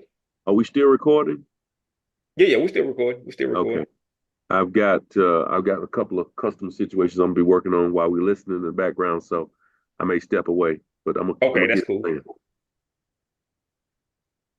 The view, we lose all desire to find fault with people, to judge them, criticize them, or condemn them. We no longer work as those who are saving lost souls, but as those who are among the angels working out the completion of a glorious heaven. Are born of the Spirit, and we see the kingdom of God. We no longer see men as trees walking, but our vision is complete. We have nothing but good words to say. It is all good. A great and glorious humanity coming to completeness. And in our association with men, this puts us into an expansive and enlarging attitude of mind. We see them as great beings, and we begin to deal with them and their affairs in a great way. But if we fall to the other point of view and see a lost and degenerate race, we shrink into the contracting mind, and our dealings with men and their affairs will be in a small and contracted way. Remember to hold steadily to this point of view. If you do, you cannot fail to begin at once to deal with your acquaintances and neighbors and with your own family as a great personality deals with men. This same viewpoint must be the one from which you regard yourself. You must always see yourself as a great advancing soul. Learn to say, there is that in me of which I am made, which knows no imperfection, weakness, or sickness. The world is incomplete, but God in my own consciousness is both perfect and complete. Nothing can be wrong but my own personal attitude, and my own personal attitude can be wrong only when I disobey that which is within. I am a perfect manifestation of God so far as I have gone, and I will press on to be complete. I will trust and not be afraid. When you are able to say this understandingly, you will have lost all fear, and you will be far advanced upon the road to the development of a great and powerful personality. Chapter 8, Consecration. Having attained to the viewpoint which puts you into the right relations with the world and with your fellow men, the next step is consecration. And consecration in its true sense simply means obedience to the soul. You have that within you which is ever impelling you toward the upward and advancing way, and that impelling something is the divine principle of power. You must obey it without question. No one will deny the statement that if you are to be great, the greatness must be a manifestation of something within. Nor can you question that this something must be the very greatest and highest that is within. It is not the mind or the intellect or the reason. You cannot be great if you go no farther back for principle than to your reasoning power. Reason knows neither principle nor morality. Your reason is like a lawyer in that it will argue for either side.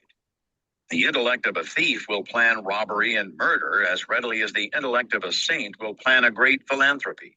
Intellect helps us to see the best means and manner of doing the right thing, but intellect never shows us the right thing. Intellect and reason serve the selfish man for his selfish ends as readily as they serve the unselfish man for his unselfish ends. Use intellect and reason without regard to principle, and you may become known as a very able person, but you will never become known as a person whose life shows the power of real greatness. There is too much training of the intellect and reasoning powers, and too little training in obedience to the soul. This is the only thing that can be wrong with your personal attitude, when it fails to be one of obedience to the principle of power. By going back to your own center, you can always find the pure idea of right for every relationship. To be great and to have power, it is only necessary to conform your life to the pure idea as you find it in the great within. Every compromise on this point is made at the expense of a loss of power. This you must remember. There are many ideas in your mind which you have outgrown, and which, from force of habit, you still permit to dictate the actions of your life. Cease all this. Abandon everything you have outgrown. There are many ignoble customs, social and other, which you still follow, although you know they tend to dwarf and belittle you and keep you acting in a small way. Rise above all this. I do not say that you should absolutely disregard conventionalities or the commonly accepted standards of right and wrong. You cannot do this. But you can deliver your soul from most of the narrow restrictions which bind the majority of your fellow men. Do not give your time and strength to the support of obsolete institutions, religious or otherwise. Do not be bound by creeds in which you do not believe. Be free. You have perhaps formed some sensual habits of mind or body. Abandon them. You still indulge in distrustful fears that things will go wrong or that people will betray you or mistreat you. Get above all of them. You still act selfishly in many ways and on many occasions. Cease to do so. Abandon all these, and in place of them, put the best actions you can form a conception in your mind. If you desire to advance and you are not doing so, remember that it can be only because your thought is better than your practice. You must do as well as you think. Let your thoughts be ruled by principle and then live up to your thoughts. Let your attitude in business, in politics, in neighborhood affairs, and in your own home be the expression of the best thoughts you can think. Let your manner toward all men and women, great and small, and especially to your own family circle, always be the most kindly, gracious, and courteous you can picture in your imagination. Remember your viewpoint. You are a god in the company of gods and must conduct yourself accordingly. The steps to complete consecration are few and simple. You cannot be ruled from below if you are to be great. You must rule from above. Therefore, you cannot be governed by physical impulses. You must bring your body into subjection to the mind. But your mind, without principle, may lead you into selfishness and immoral ways. You must put the mind into subjection to the soul, and your soul is limited by the boundaries of your knowledge. You must put it into subjection to that oversoul which needeth no searching of the understanding. but before whose eye all things are spread. That constitutes consecration. Say, I surrender my body to be ruled by my mind. I surrender my mind to be governed by my soul, and I surrender my soul to the guidance of God. Make this consecration complete and thorough, and you have taken the second great step in the way of greatness and power. Chapter 9, Identification. Having recognized God as the advancing presence in nature, society, and your fellow men, and harmonized yourself with all these, and having consecrated yourself to that within you which impels toward the greatest and the highest, the next step is to become aware of and recognize fully the fact that the principle of power within you is God Himself. You must consciously identify yourself with the highest. This is not some false or untrue position to be assumed.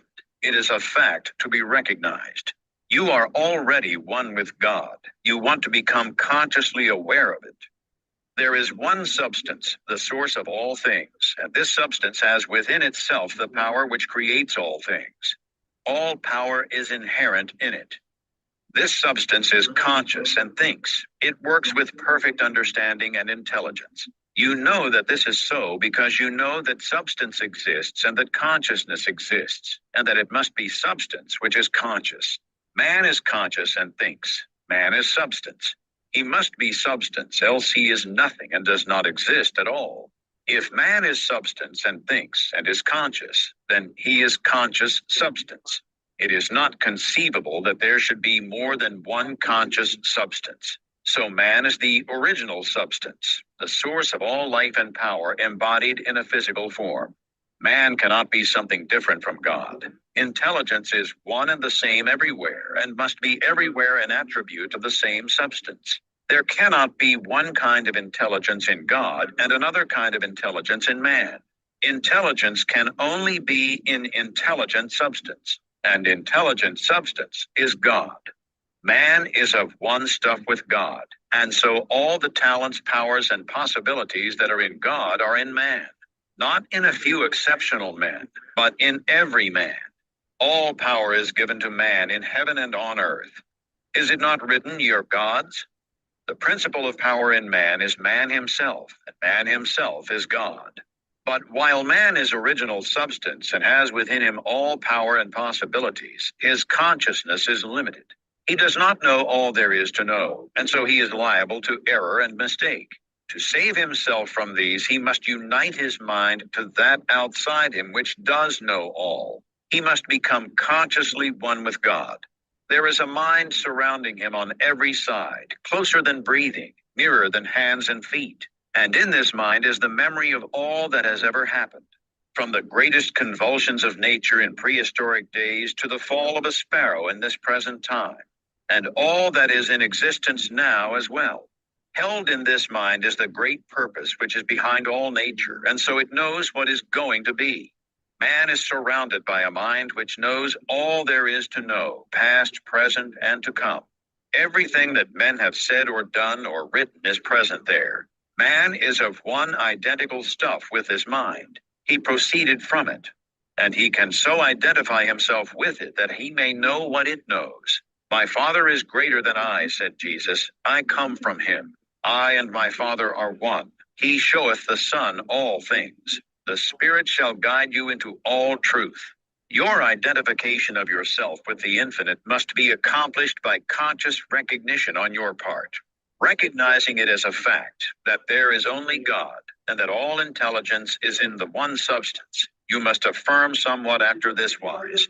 There is only one, and that one is everywhere. I surrender myself to conscious unity with the highest. Not I, but the Father. I will to be one with the Supreme and to lead the divine life. I am one with infinite consciousness. There is but one mind, and I am that mind. I that speak unto you am He. If you have been thorough in the work as outlined in the preceding chapters, if you have attained to the true viewpoint, and if your consecration is complete. All right. So, yes and no, right? So let me tell you what it means by yes and no. If we were going to take it, because I was looking at this, and I just hadn't gotten in the habit of calling those trades. there was a short that happened using like it's red and red on the 2700 and it's red and red on the 900. I told you I'm not going down to the 100 to enter a trade, but you can enter off of the trend portion, off the market structure of this one. But I didn't call it because I'll be honest with you, I didn't see it until it was over with. And then right now, but on the 81, this is what I'm talking about for this week. On the 8100, there's nothing you can do because your short-term and long-term momentum are not aligned. When short-term and long-term momentum on your largest time frame is not in a direction, there's not a trade. Like there's nothing we can do looking at the 8100, 2700, 900, and then entering the 300. But we could have. And I know we want to trade, but we have to follow the rules. Have to. But you could have gotten a trade there, and it did look good because that triple divergence worked to the downside, like I told you, right? It just if it didn't work, it was gonna go up pretty good, but it fell apart. So we just got to sit here and wait. We have to sit here and wait on everything to. I keep saying it. Just got to wait for everything to line up. Yeah. And I know it's tough sometimes, but that's the cost of doing business, but that's also part of doing business when it comes to waiting on your particular setup. I'd rather wait than take a loss. Yeah, I'm not. Yeah, I mean, absolutely. It's too risky. The risk is too high right now. And then you nickel and dime it. Yeah, so we'll wait. We'll wait. But it's here. I mean, it'll when it's ready, it'll let us know. But I am stalking it for sure. But that triple divergence is what I figured would happen. So let's look at the 24,300 while we're on pause for a second here.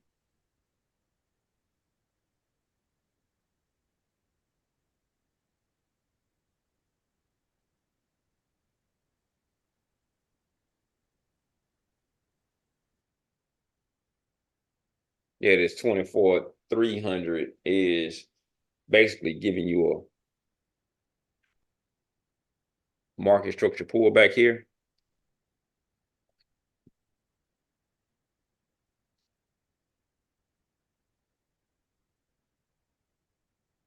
But that also could be a correction. That also could be a correction. So keep that in mind. So we got to just wait and see if this thing is going to continue to fall down or if it's going to pause. And again, you see the line here, but let me draw another one for you so that's not what I meant to do.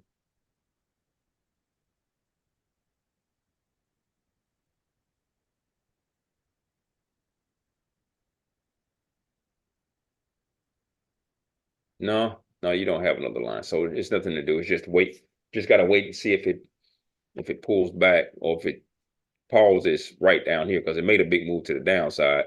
Just don't know if it's going to stop or not. So we'll wait on it. So we can cue it back up, Q. Okay.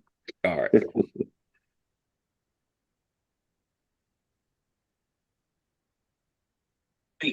You will not, and I am that mind. I that speak unto you am he. If you have been thorough in the work as outlined in the preceding chapters, if you have attained to the true viewpoint, and if your consecration is complete, you will not find conscious identification. That foot is in my mouth. It's tougher than diamonds.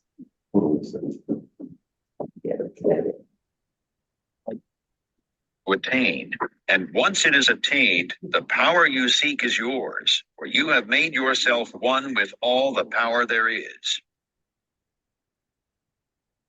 Chapter 10, Idealization.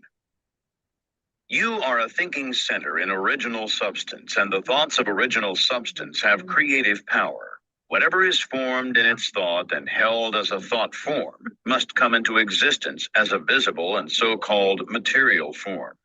And a thought form held in thinking substance is a reality. It is a real thing, whether it has yet become visible to mortal eye or not.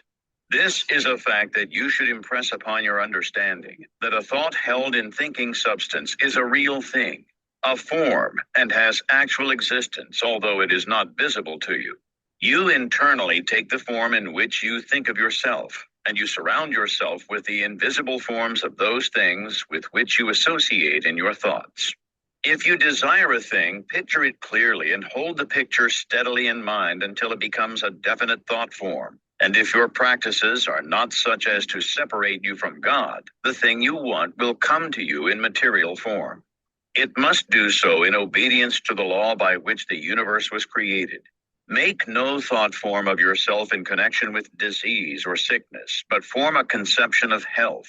Make a thought form of yourself as strong and hearty and perfectly well. Impress this thought form on creative intelligence, and if your practices are not in violation of the laws by which the physical body is built, your thought form will become manifest in your flesh. This also is certain. It comes by obedience to law. Make a thought form of yourself as you desire to be, and set your ideal as near to perfection as your imagination is capable of forming the conception. Let me illustrate.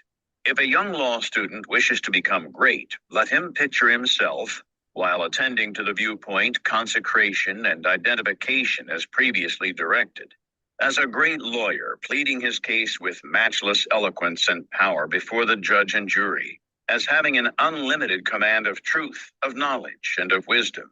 Let him picture himself as the great lawyer in every possible situation and contingency. While he is still only the student in all circumstances, let him never forget or fail to be the great lawyer in his thought form of himself.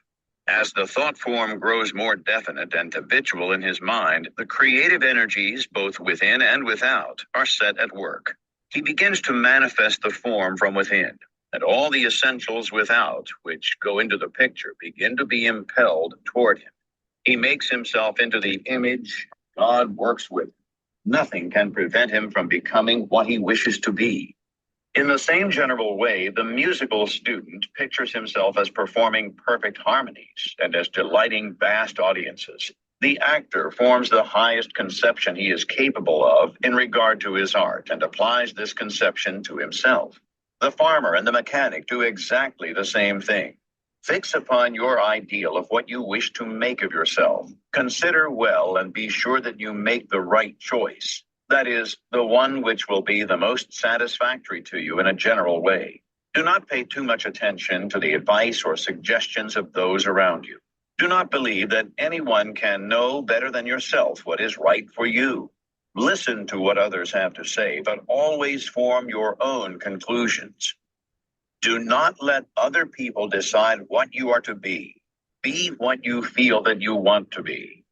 Do not be misled by a false notion of obligation or duty. You can owe no possible obligation or duty to others, which should prevent you from making the most of yourself. Be true to yourself, and you cannot then be false to any man.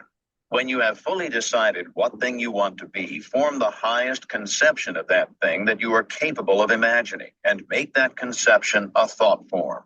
Hold that thought form as a fact, as the real truth about yourself, and believe in it. Close your ears to all adverse suggestions. Never mind if people call you a fool and a dreamer. Dream on. Remember that Bonaparte, the half-starved lieutenant, always saw himself as the general of armies and the master of France, and he became in outward realization what he held himself to be in mind. So likewise will you. Attend carefully to all that has been said in the preceding chapters and act as directed in the following ones, and you will become what you want to be. Chapter 11, Realization. If you were to stop with the close of the last chapter, however, you would never become great. You would be indeed a mere dreamer of dreams, a castle builder. Too many do stop there. They do not understand the necessity for present action in realizing the vision and bringing the thought form into manifestation. Two things are necessary. First, the making of a thought form, and second, the actual appropriation to yourself of all that goes into and around the thought form. We have discussed the first. Now we will proceed to give directions for the second.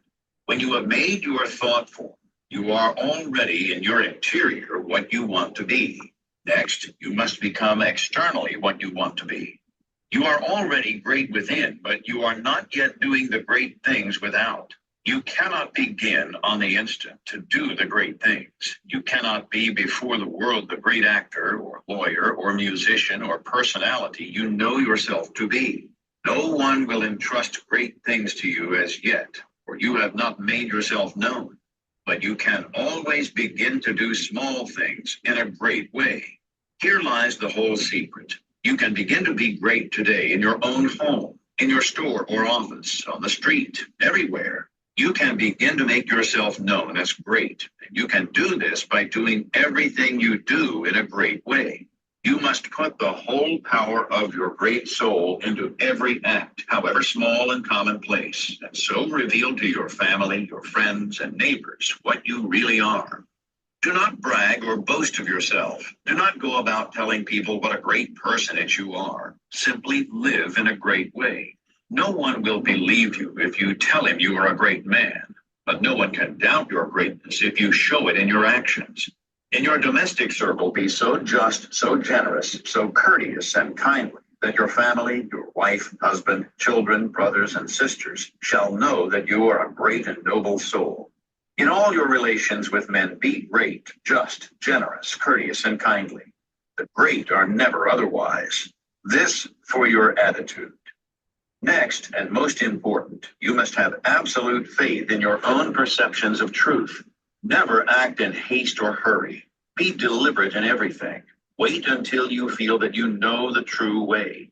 And when you do feel that you know the true way, be guided by your faith, though all the world shall disagree with you. If you do not believe what God tells you in little things, you will never draw upon his wisdom and knowledge in larger things. When you feel deeply that a certain act is the right act, do it and have perfect faith that the consequences will be good. When you are deeply impressed that a certain thing is true, no matter what the appearances to the contrary may be, accept that thing as true and act accordingly. The one way to develop a perception of truth in large things is to trust absolutely to your present perception of truth in small things. Remember that you are seeking to develop this very power or faculty, the perception of truth. You are learning to read the thoughts of God. Nothing is great and nothing is small in the sight of omnipotence. He holds the sun in its place, but he also notes a sparrow's fall and numbers the hairs of your head. God is as much interested in the little matters of everyday life as he is in the affairs of nations. You can perceive truth about family and neighborhood affairs as well as about matters of statecraft. And the way to begin is to have perfect faith in the truth in these small matters as it is revealed to you from day to day. When you feel deeply impelled to take a course which seems contrary to all reason and worldly judgment, take that course.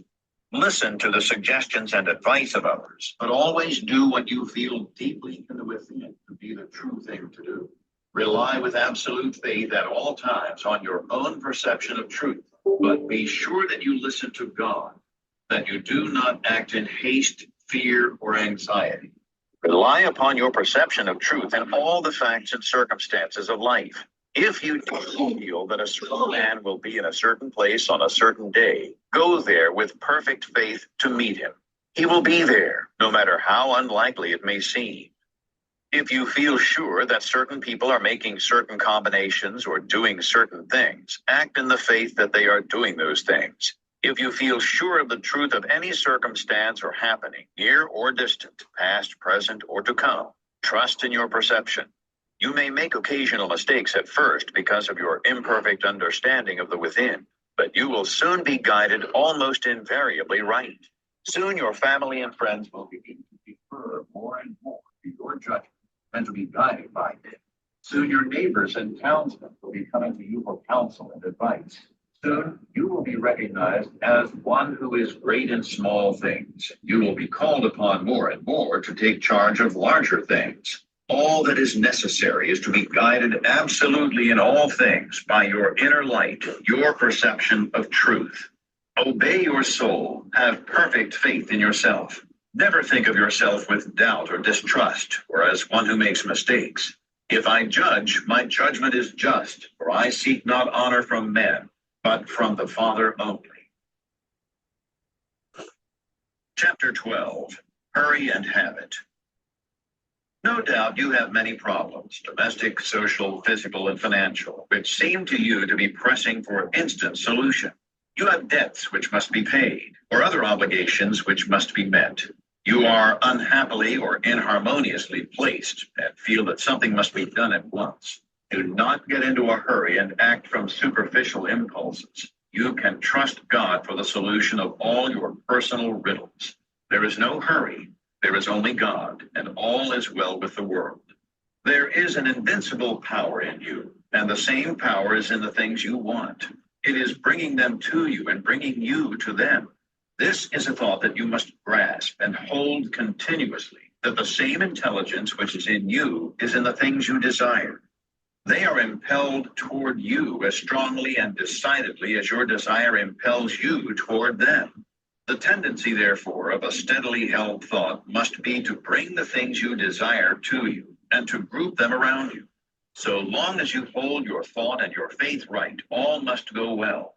Nothing can be wrong but your own personal attitude, and that will not be wrong if you trust and are not afraid. Hurry is a manifestation of fear. He who fears not has plenty of time. If you act with perfect faith in your own perceptions of truth, you will never be too late or too early, and nothing will go wrong. If things appear to be going wrong, do not get disturbed in mind. It is only an appearance. Nothing can go wrong in this world but yourself. You can go wrong only by getting into the wrong mental attitude. Whenever you find yourself getting excited, worried, or into the mental attitude of hurry, sit down and think it over. Play a game of some kind or take a vacation. Go on a trip, and all will be right when you return. So surely as you find yourself in the mental attitude of haste, just so surely may you know that you are out of the mental attitude of greatness. Hurry and fear will instantly cut your connection with the universal mind. You will get no power, no wisdom, and no information until you are calm. And to fall into the attitude of hurry will check the action of the principle of power within you. Fear turns strength to weakness. Remember that poise and power are inseparably associated. The calm and balanced mind is the strong and great mind. The hurried and agitated mind is the weak one. Whenever you fall into the mental state of hurry, you may know that you have lost the right viewpoint. You are beginning to look upon the world or some part of it as going wrong. At such times, read chapter 6 of this book. Consider the fact that this world is perfect now, with all that it contains. Nothing is going wrong. Nothing can be wrong. Be poised, be calm. Have faith in God. Next, as to habit. It is probable that your greatest difficulty will be to overcome your old habitual ways of thought and to form new habits. The world is ruled by habit. Kings, tyrants, masters, and plutocrats hold their positions solely because the people have come to habitually accept them. Things are as they are only because people have formed the habit of accepting them as they are. When the people change their habitual thought about governmental, social, and industrial institutions, they will change the institutions. Habit rules us all. You have formed, perhaps, the habit of thinking of yourself as a common person, as one of a limited ability, or as being more or less of a failure. Whatever you habitually think yourself to be, that you are.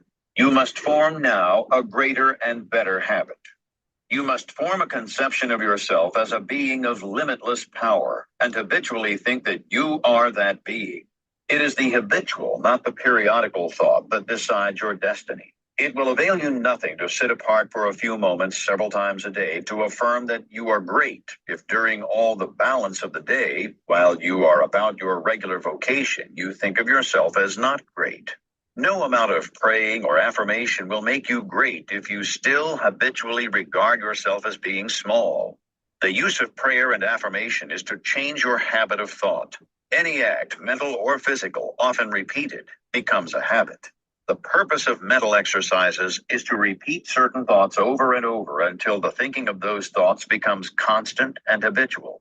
The thoughts we continually repeat become conviction.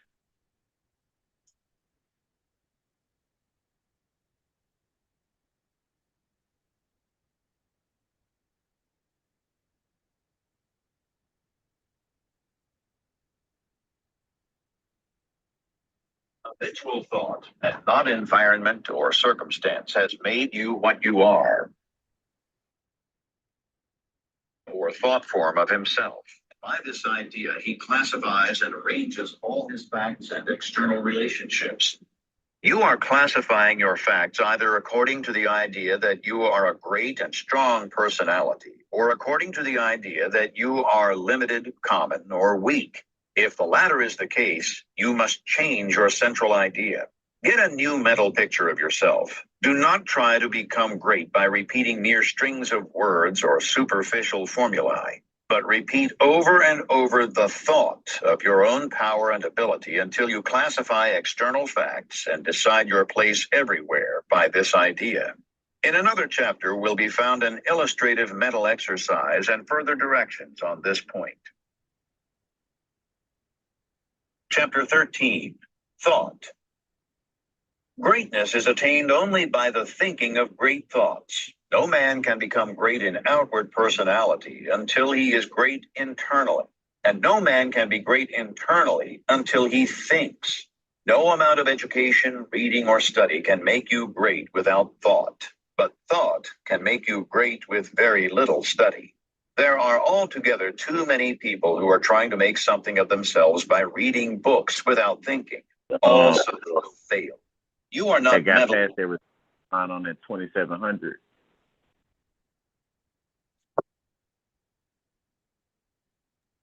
Say it one more time, Ronald. I said we got past that resistance line on the 2700. We did. Everything's lined up now. Looks like it. I was waiting on that bar to finish.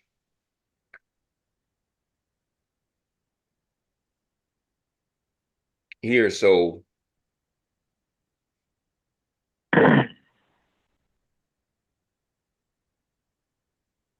what we want to do is get a pullback on the 2700 now,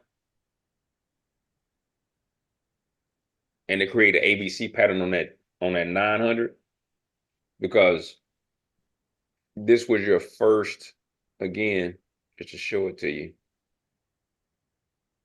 You didn't have all the way alignment right here because it was still green. So we have to wait for the trade to actually happen on the next time frame. I mean, on the 2700. Wait for a pullback on the 2700 because I got a feeling that 2700 about to be going down. They did get below that line, but the fact that they gave up all of that, this is why I didn't want to play in that area up here. You always have to be very aware of what the market is doing. You see how it moved fairly smoothly right here. This is that 10 o'clock move that I talked about, right? It moved smooth right here. It moved fairly smooth right here. But when it got up here, you see how jagged it was? Yeah. That's why I wasn't really gung-ho about the loans, because the market dynamic changed. Now, this move to the downside, I want to take, you want to take, but it's doing the same thing down here that it did up here earlier. Red, green, red, green, red, green. So you got to let it pull back so it can be smooth to the downside. It's been very weird movement. Has it been straight down? Yeah, but off of a higher high, and the divergence came off of this one. So we just wait. I mean, again, I don't see a trade unless this thing pulls back, unless you start trading strictly pricing using a different time frame or using a different time frame. As far as alignment is concerned, it's not a line. It's a line now. If when this bar closes lower,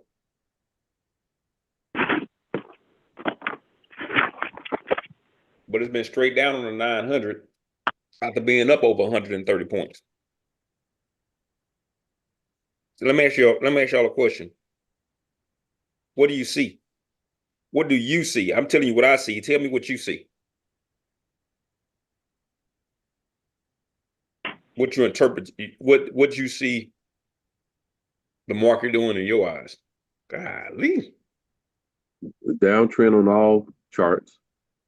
I do see a pullback that happened at about 11:45 on the 900.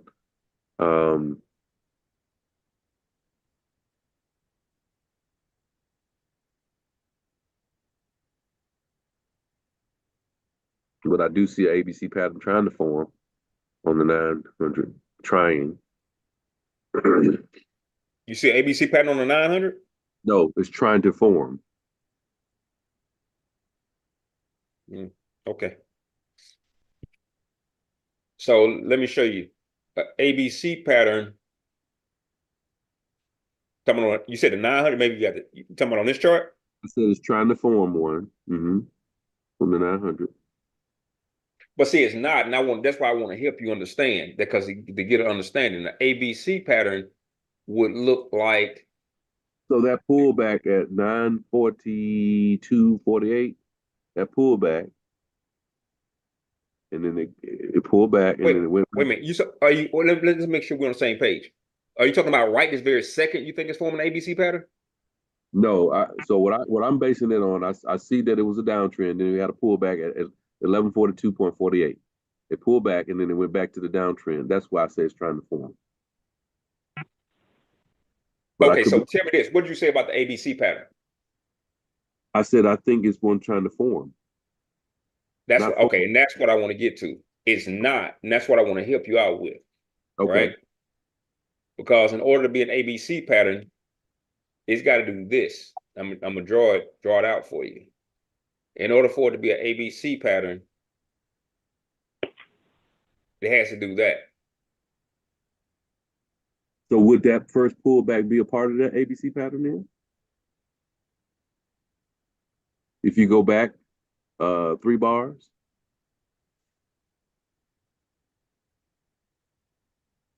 When I go back 3 bars from the bar that's forming now.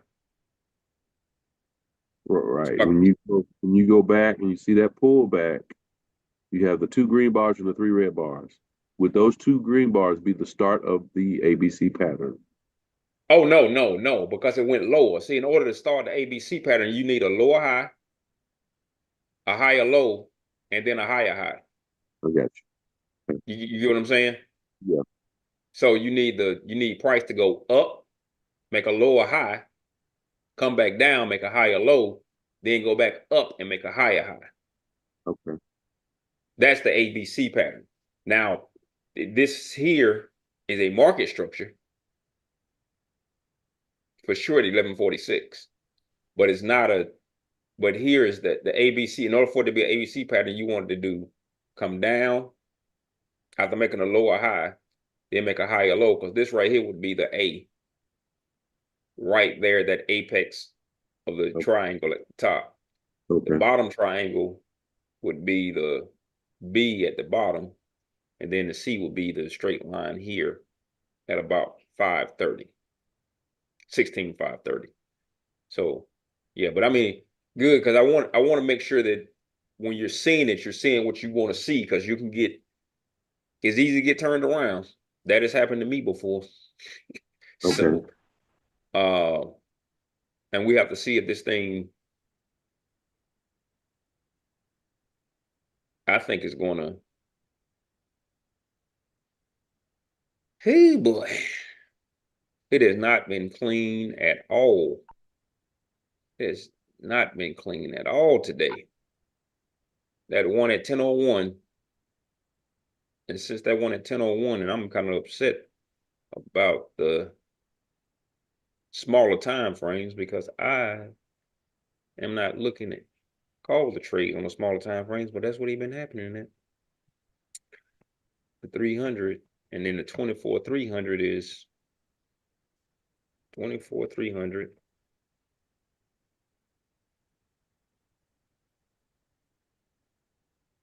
looks like.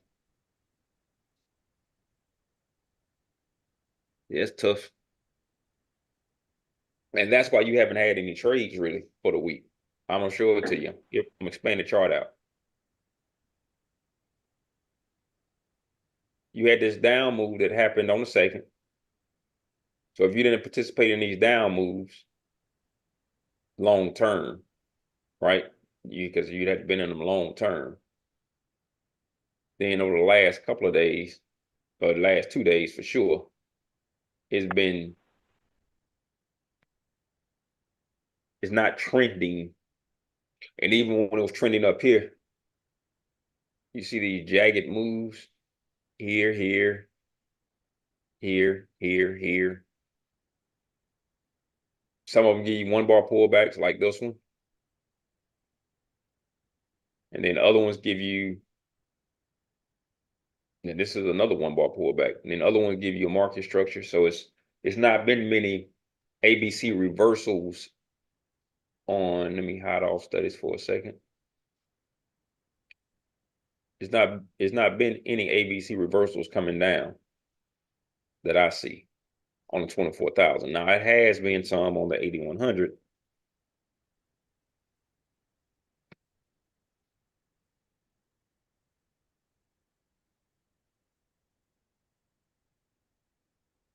Has been some on the 8,100.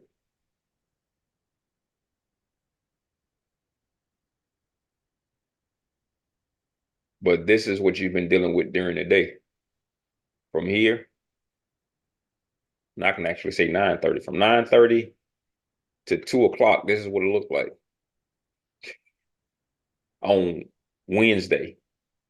On Thursday, which was yesterday, this is what it looked like. From 9:30, it made that up move.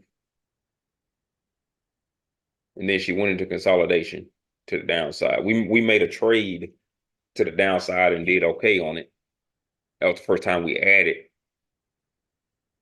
And it did okay, but it's flat right here. Then today, it literally made a V bottom. Does everybody know? Do you guys know what a V bottom is? No. All right. So V bottom is this. We go straight down, straight back up. Yeah, that's what I was on mute. I was talking about we got an 808, 28, something like that. I mean, it's clear to see. That's what you call a V bottom. Because it went down and then it went straight up. So now we have to see if this thing is going to, and that 16,500 is a psychological area. I'm gonna show you something so y'all can see all of this so you can have a good understanding of why the market is doing what it's doing. Look straight across at about that price. That's an equilibrium. That's another equilibrium point. That's why I stopped right there. I didn't have it drawn before.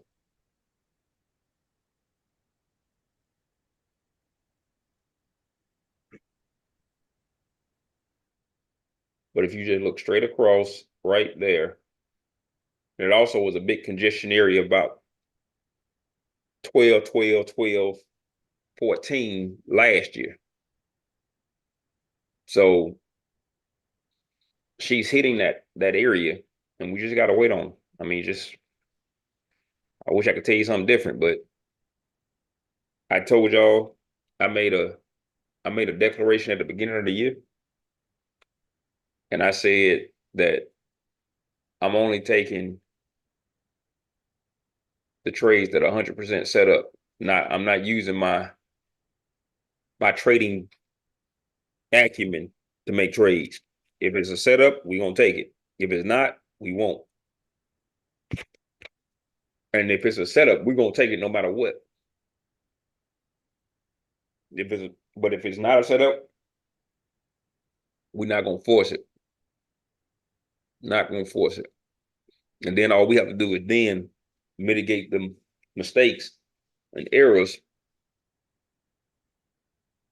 then when we do those two things, everything's going to, when it lines up and gives it to us, it's going to give it to us right. But that's all I got for right now. I let it. I'm talking a lot now, so I'm going to be quiet and go back on mute, and we'll finish listening to the science of By what you read, but by what Being you think great. about what you read. being great. I was going to say getting wealth, but yeah, science of being great. Spring from it. God has so formed us that we are continuously impaired. Are not mentally developed by what you read, but by what you think about what you read. Thinking is the hardest and most exhausting of all labor, and hence many people shrink from it. God has so formed us that we are continuously impelled to thought. We must either think or engage in some activity to escape thought. The headlong, continuous chase for pleasure in which most people spend all their leisure time is only an effort to escape thought. If they are alone, or if they have nothing amusing to take their attention, as a novel to read or a show to see, they must think. And to escape from thinking, they resort to novels, shows, and all the endless devices of the purveyors of amusement. Most people spend the greater part of their leisure time running away from thought. Hence, they are where they are. We never move forward until we begin to think. Read less and think more. Read about great things and think about great questions and issues. We have at the present time few really great figures in the political life of our country. Our politicians are a petty lot. There is no Lincoln, no Webster, no Clay, Calhoun, or Jackson. Why? Because our present statesmen deal only with sordid and petty issues, questions of dollars and cents, of expediency and party success, of material prosperity without regard to ethical right. Thinking along these lines does not call forth great souls. The statesmen of Lincoln's time and previous times dealt with questions of eternal truth, of human rights and justice. Men thought upon great themes. They thought great thoughts, and they became great men. Thinking, not mere knowledge or information, makes personality. Thinking is growth. You cannot think without growing. Every thought engenders another thought. Write one idea and others will follow until you have written a page. You cannot fathom your own mind. It has neither bottom nor boundaries. Your first thoughts may be crude, but as you go on thinking, you will use more and more of yourself. You will quicken new brain cells into activity, and you will develop new faculties. Heredity, environment, circumstances. All things must give way before you if you practice sustained and continuous thought. But on the other hand, if you neglect to think for yourself and only use other people's thought, you will never know what you are capable of, and you will end by being incapable of anything. There can be no real greatness without original thought. All that a man does outwardly is the expression and completion of his inward thinking. No action is possible without thought, and no great action is possible until a great thought has preceded it. Action is the second form of thought, and personality is the materialization of thought. Environment is the result of thought. Things group themselves or arrange themselves around you according to your thought. There is, as Emerson says, some central idea or conception of yourself by which all the facts of your life are arranged and classified. Change this central idea, and you change the arrangement or classification of all the facts and circumstances of your life. You are what you are because you think as you do. You are where you are because you think as you do. You see then the immense importance of thinking about the great essentials set forth in the preceding chapters. You must not accept them in any superficial way. You must think about them until they are a part of your central idea.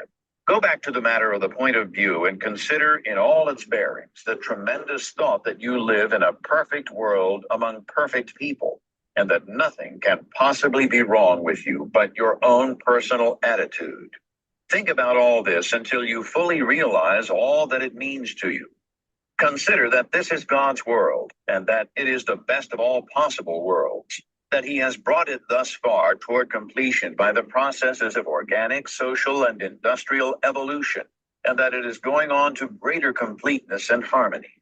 Consider that there is one great, perfect, intelligent principle of life and power, causing all the changing phenomena of the cosmos. Think about all this until you see that it is true, and until you comprehend how you should live and act as a citizen of such a perfect whole. Next, think of the wonderful truth that this great intelligence is in you. It is your own intelligence. It is an inner light impelling you toward the right thing and the best thing, the greatest act and the highest happiness. It is a principle of power in you, giving you all the ability and genius there is.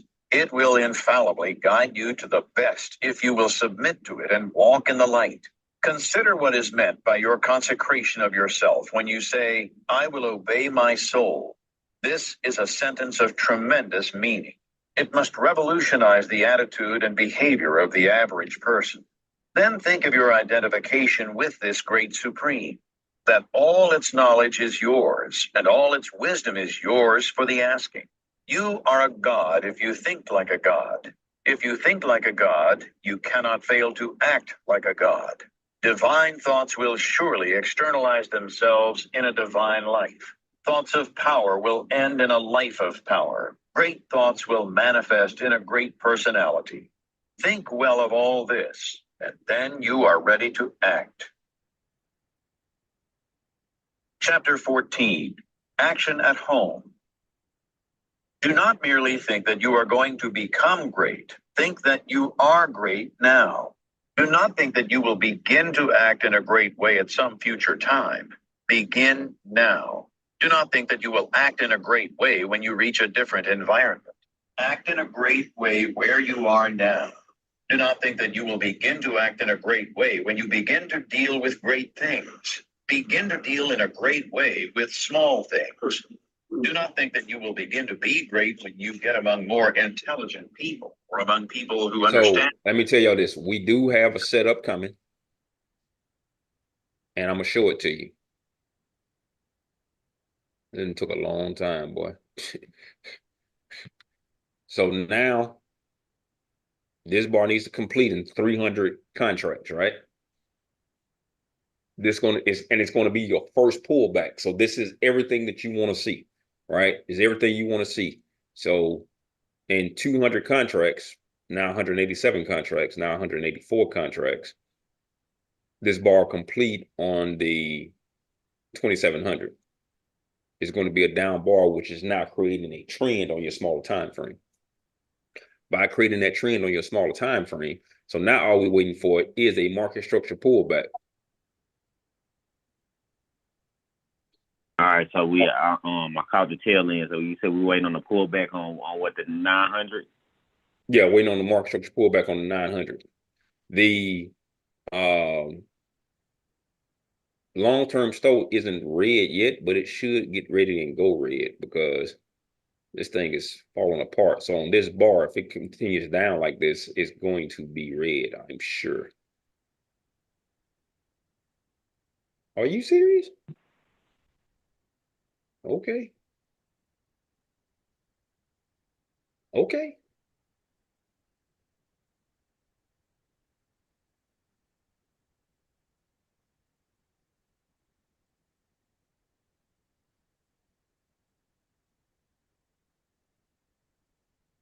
That's interesting that it made all that down move and it didn't go red. That's very interesting to me. Now it's red. So now we're just waiting on the pullback.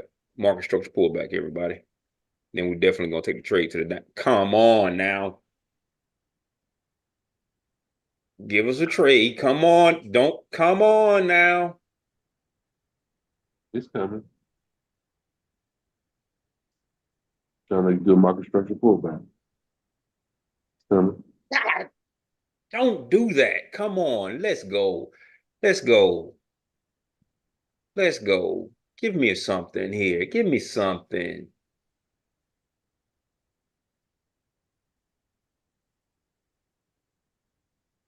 Hmm.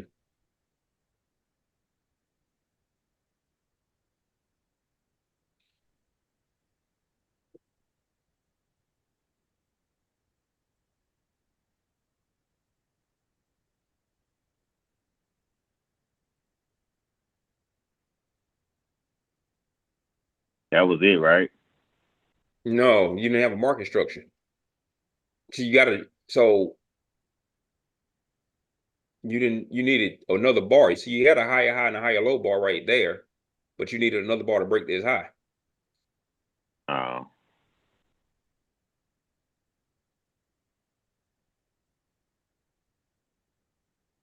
Come on, get up there. Get up there, get up there, get up there. Let's go. Give me something I can sink my teeth into here.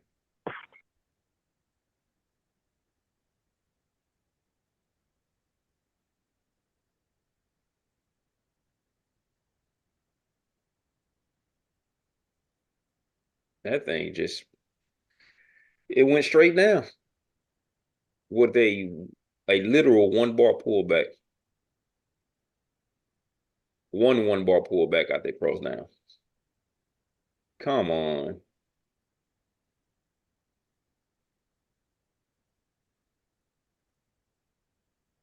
Eee.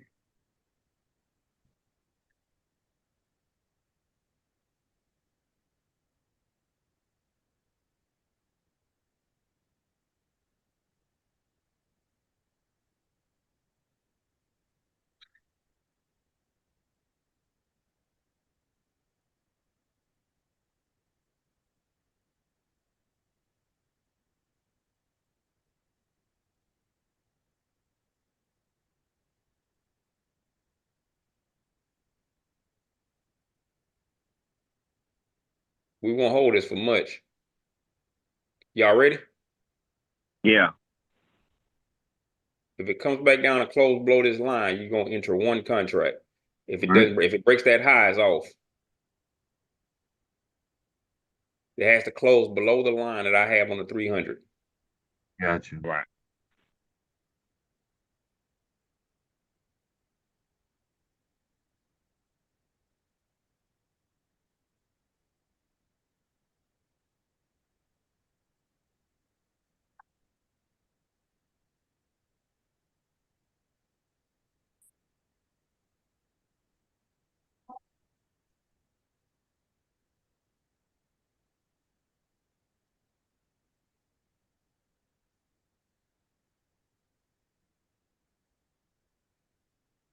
It's off. So let's just wait on it here, see if it.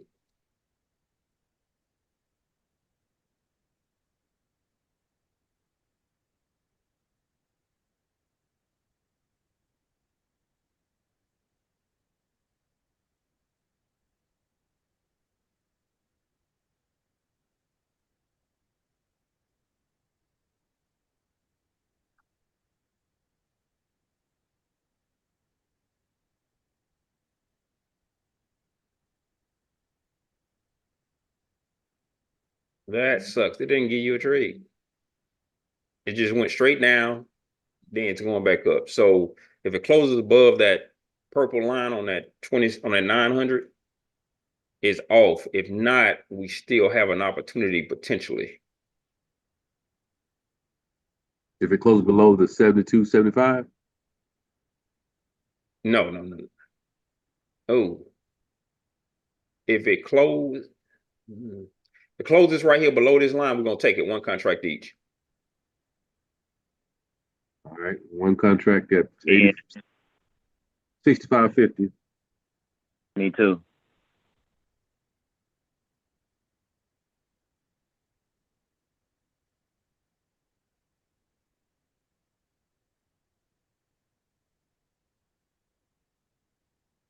They ain't making it easy for us. Come on.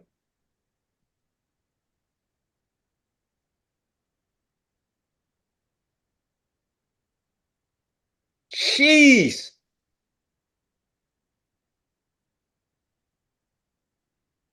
This is why I say what exactly why I say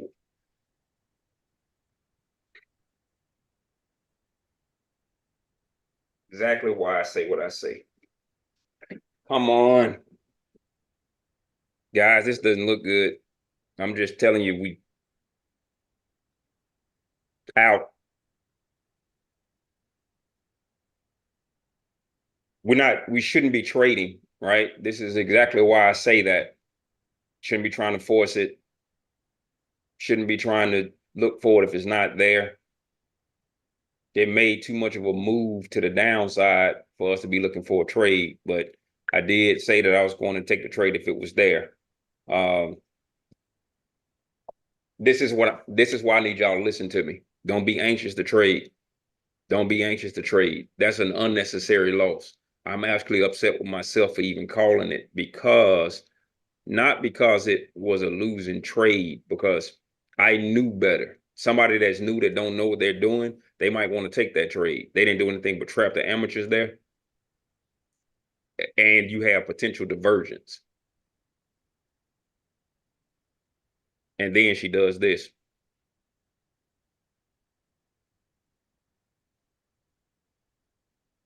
Just tidbits to learn from. Tidbits to learn from. So, And there's also a resistance line over there on the 8100, where it's kind of. yeah. I know y'all want to trade, fellas, but I don't want to this is trade that. what happens when you don't. I mean, there were 4 mistakes made yesterday, and today this one's on me 100%.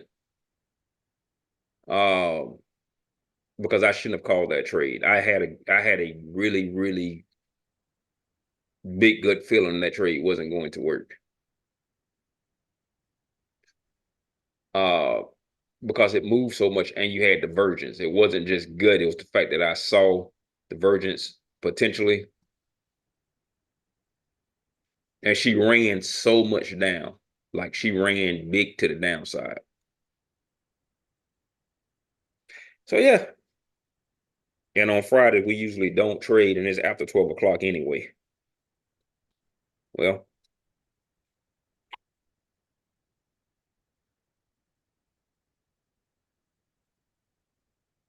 that's what we got. So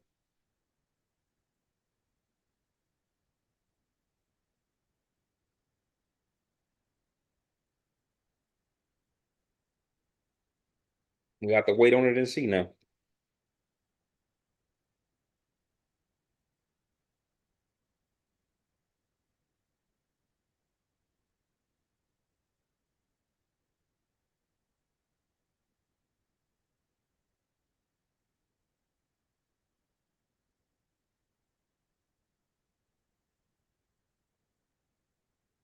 And remember,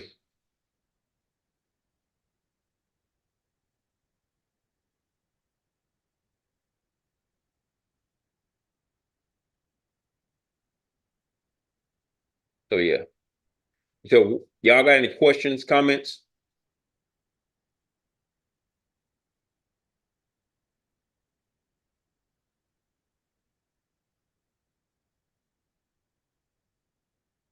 Oh, y'all super quiet. No, I don't have any at the moment.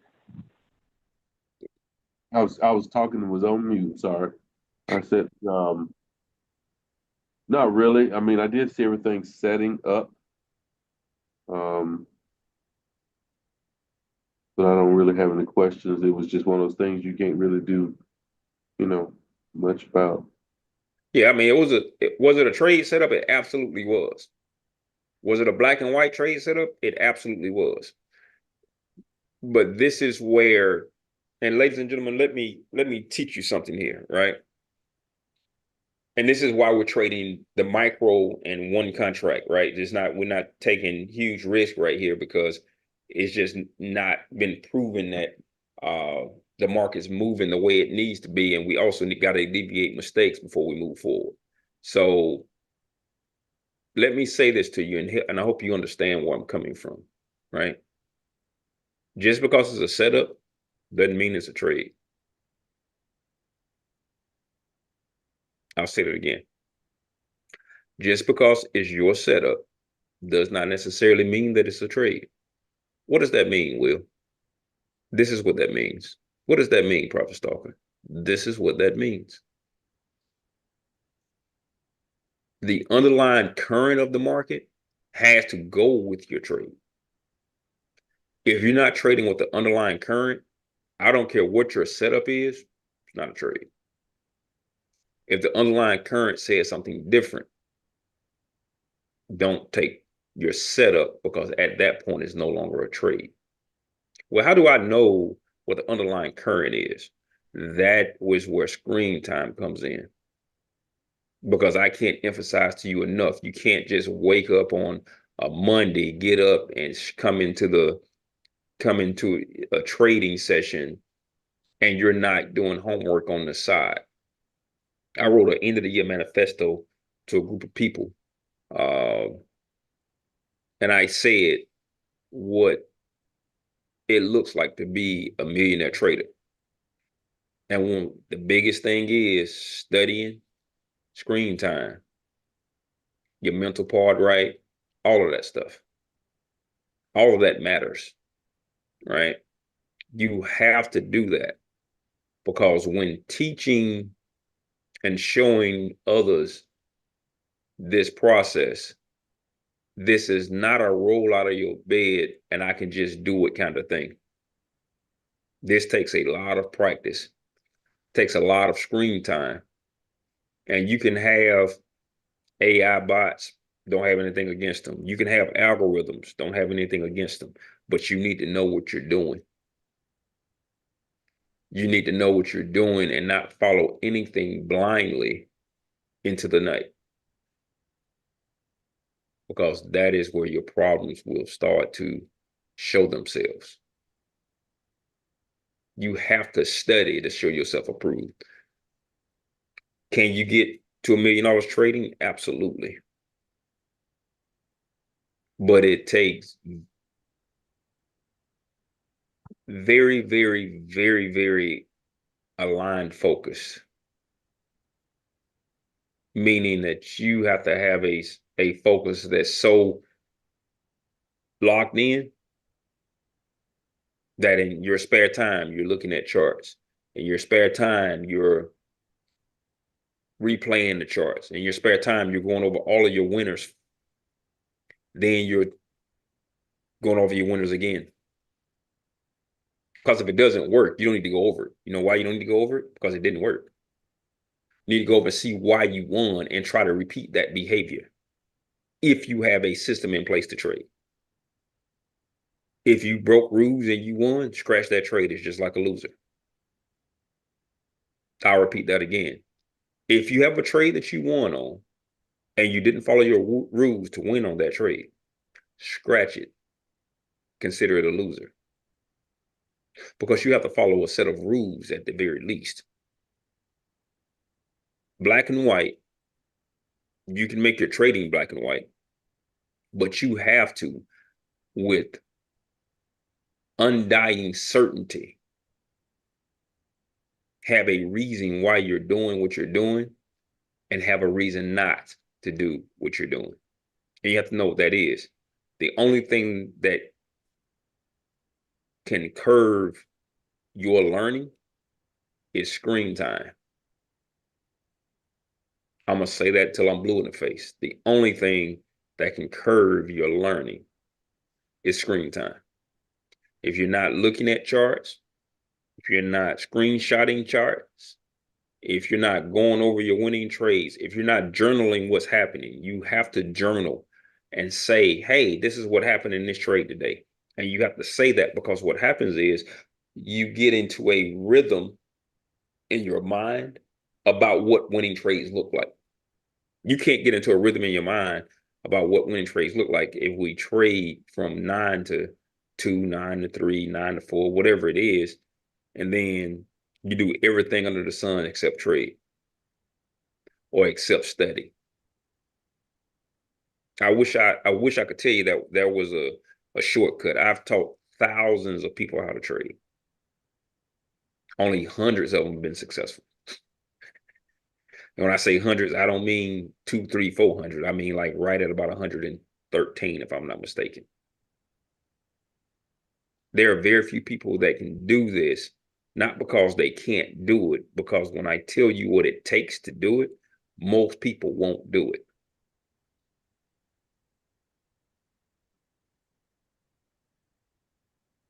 And I'm just telling you because everybody wants the glit and glamour. Most people don't really want the trade. They just want the money the trading can provide. That's why they're here. But see, I have a love and a passion for trading. I just love it. I love the game. For me, that's just me though. I actually love the actual game of trading. Uh, but I'll get off my soapbox right now, and I'm gonna stay on here just a little while longer. Today we had one trade that was a loser, right? It was a losing trade. It was a setup, but I should not have called it because you could hear the hesitation in my voice that I didn't really want to take it. You can go back and listen to it, but I'm sticking to the rule that hey, if it's a setup, I'm taking the trade. Uh, but that's why I told them to scale back to one contract because I told them that I didn't know. Uh, but ladies and gentlemen, that's my soapbox sermon for today. That's what we're gonna call them, the soapbox sermon on the stock market. Uh, but that's it for today. We're not getting off. I'm just telling y'all. I'm not going to keep belaboring the point. And I want Q to cue up the last part of that book so we can get that in and get that over with, and we'll start fresh with something new on Monday. Well, yeah, that's guys. I'm telling y'all the same thing. I'm talking to the people out in YouTube land, but trust me when I tell you, you have to study this even when we get off so that you can see what's what. You have to. And I'm not saying you got to spend hours and hours, but you got to at least look at it and take your screenshots. I'm going to ask a question, put everybody on the spot. Did anybody send a screenshot yesterday to me? I did not.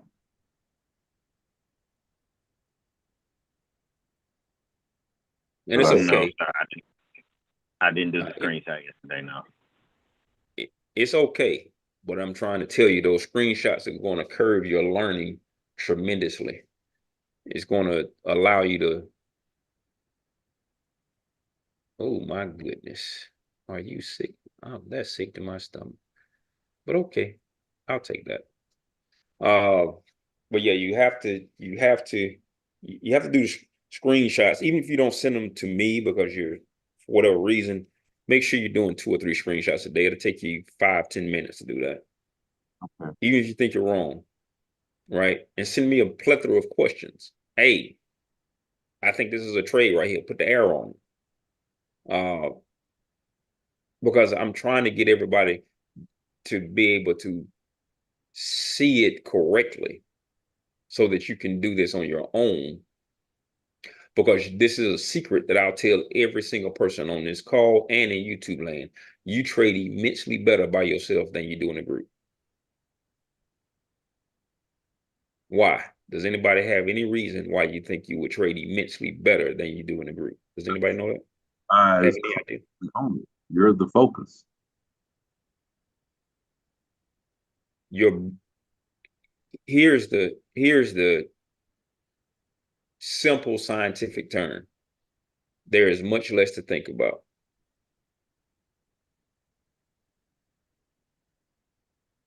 Because when you're looking at the charts, see, I have to think about talking to you guys, right? Like listen to you what you're saying, then have a response to what you're saying and all that, right? Like even I'm doing it just like right now. I have to that dialogue, but if I'm dialed into the markets and I'm not talking, right? Or I'm talking to myself, because I'll be the first to tell you I talk to myself when I'm trading by myself. Um, but your focus, your focus is aligned and you don't have any interrupting thoughts. That's what it actually boils down to. Now that thing went into another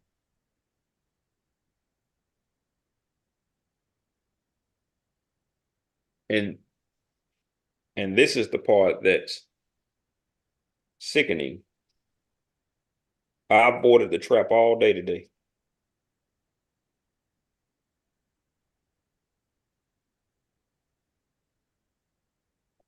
I avoided the trap all day today because I kept telling y'all these are traps. There were 4 or 5 trades that were traps that if you had taken, you were gonna lose on. Ooh, wee. It can happen to the best of us.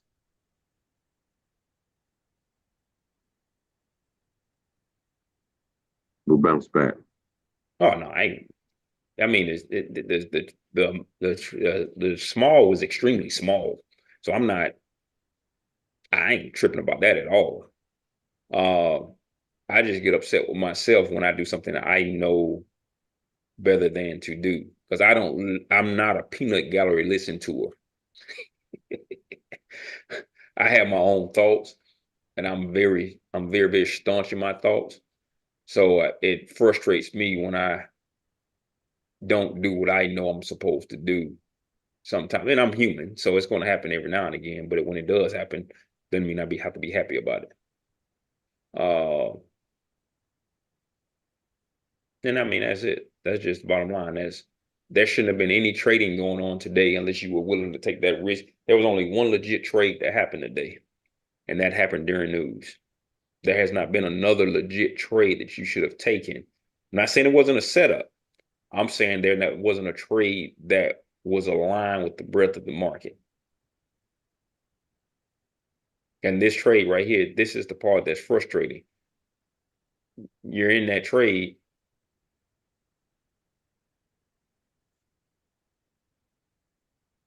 You're in this trade right here.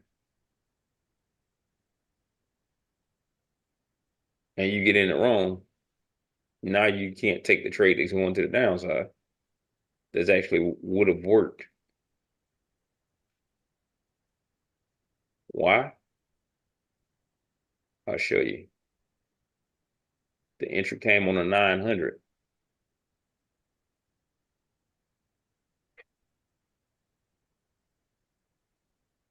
But I wasn't going to let y'all be down 20 points on the trade. So, yeah. So, I mean,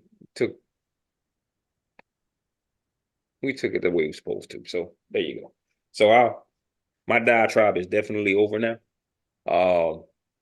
You can queue it back up and we'll wait for another setup.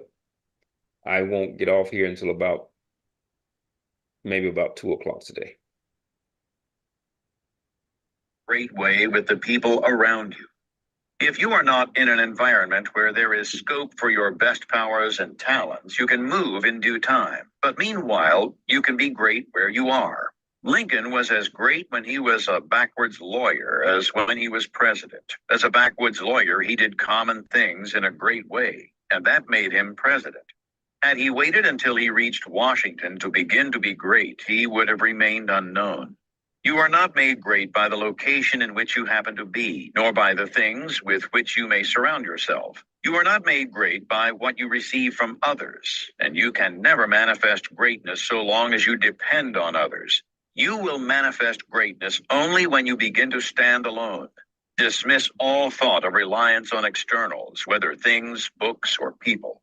As Emerson said, Shakespeare will never be made by the study of Shakespeare.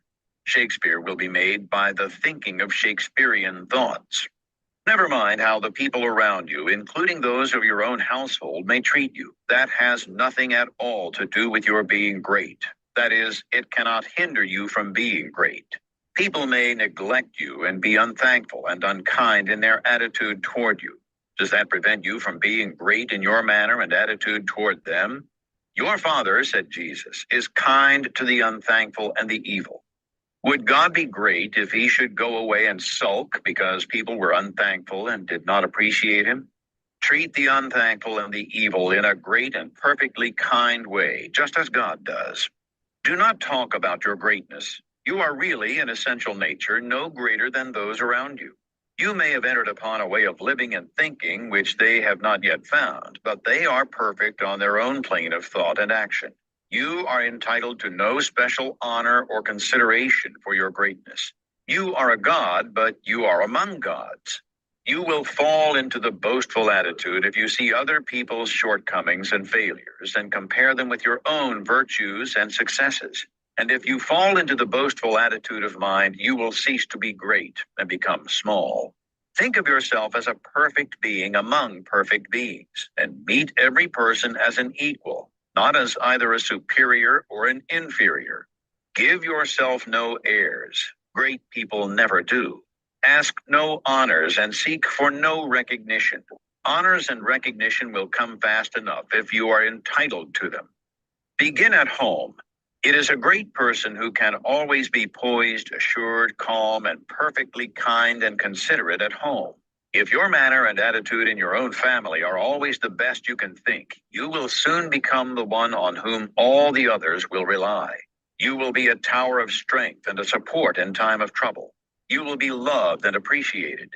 At the same time, do not make the mistake of throwing yourself away in the service of others.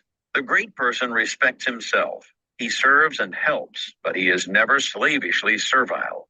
You cannot help your family by being a slave to them, or by doing for them those things which by right they should do for themselves. You do a person an injury when you wait on him too much. The selfish and exacting are a great deal better off if their exactions are denied. The ideal world is not one where there are a lot of people being waited on by other people. It is a world where everybody waits on himself. Meet all demands, selfish and otherwise, with perfect kindness and consideration, but do not allow yourself to be made a slave to the whims, caprices, exactions, or slavish desires of any member of your family. To do so is not great, and it works an injury to the other party. Do not become uneasy over failures or mistakes of any member of your family and feel that you must interfere. Do not be disturbed if others seem to be going wrong and feel that you must step in and set them right. Remember that every person is perfect on his own plane. You cannot improve on the work of God. Do not meddle with the personal habits and practices of others, though they are your nearest and dearest. These things are none of your business. Nothing can be wrong but your own personal attitude. Make that right, and you will know that all else is right. You are a truly great soul when you can live with those who do things which you do not do, and yet refrain from either criticism or interference. Do the things which are right for you to do, and believe that every member of your family is doing the things which are right for him. Nothing is wrong with anybody or anything. Behold, it is all very good. Do not be enslaved by anyone else, but be just as careful that you do not enslave anyone else to your own notions of what is right. Think and think deeply and continuously. Be perfect in your kindness and consideration. Let your attitude be that of a god among gods, and not that of a god among inferior beings. This is the way to be great in your own home. Chapter 15. Action Abroad. The rules which apply to your action at home must apply to your action everywhere. Never forget for an instant that this is a perfect world and that you are a god among gods. You are as great as the greatest, but all are your equals. Rely absolutely on your perception of truth. Trust to the inner light rather than to reason. But be sure that your perception comes from the inner light. Act in poise and calmness. Be still and attend on God. Your identification of yourself with the All-Mind will give you all the knowledge you need for guidance in any contingency which may arise in your own life or in the lives of others. It is only necessary that you should be supremely calm and rely upon the eternal wisdom which is within you. If you act in poise and faith, your judgment will always be right, and you will always know exactly what to do. Do not hurry or worry. Remember Lincoln in the dark days of the war. James Freeman Clarke relates that after the Battle of Fredericksburg, Lincoln alone furnished a supply of faith and hope for the nation. Hundreds of leading men from all parts of the country went sadly into his room and came out cheerful and hopeful. They had stood face to face with the highest and had seen God in this lank, ungainly, patient man, although they knew it not. Have perfect faith in yourself and in your own ability to cope with any combination of circumstances that may arise. Do not be disturbed if you are alone. If you need friends, they will be brought to you at the right time. Do not be disturbed if you feel that you are ignorant. The information that you need will be furnished when it is time for you to have it. That which is in you, impelling you forward, is in the things and people you need, impelling them toward you. If there is a particular man you need to know, he will be introduced to you. If there is a particular book you need to read, it will be placed in your hands at the right time. All the knowledge you need will come to you from both external and internal sources. Your information and your talents will always be equal to the requirements of the occasion. Remember that Jesus told his disciples not to worry as to what they should say when brought before the judges. He knew that the power in them would be sufficient for the needs of the hour. As soon as you awaken and begin to use your faculties in a great way, you will apply power to the development of your brain. New cells will be created and dormant cells quickened into activity, and your brain will be qualified as a perfect instrument for your mind. Do not try to do great things until you are ready to go about them in a great way. If you undertake to deal with great matters in a small way, that is, from a low viewpoint or with incomplete consecration and wavering faith and courage, you will fail. Do not be in a hurry to get to the great things. Doing great things will not make you great, but becoming great will certainly lead you to the doing of great things. Begin to be great where you are and in the things you do every day. Do not be in haste to be found out or recognized as a great personality. Do not be disappointed if men do not nominate you for office within a month after you begin to practice what you read in this book. Great people never seek for recognition or applause. They are not great because they want to be paid for being so. Greatness is reward enough for itself. The joy of being something and of knowing that you are advancing is the greatest of all joys possible to man. If you begin in your own family as described in the preceding chapter, and then assume the same mental attitude with your neighbors, friends, and those you meet in business, you will soon find that people are beginning to depend on you. Your advice will be sought, and a constantly increasing number of people will look to you for strength and inspiration and rely upon your judgment. Here, as in the home, you must avoid meddling with other people's affairs. Help all who come to you, but do not go about officiously endeavoring to set other people right. Mind your own business. It is no part of your mission in life to correct people's morals, habits, or practices. Lead a great life, doing all things with a great spirit and in a great way. Give to him that asketh of thee as freely as ye have received, but do not force your help or your opinions upon any man. If your neighbor wishes to smoke or drink, it is his business. It is none of yours until he consults you about it.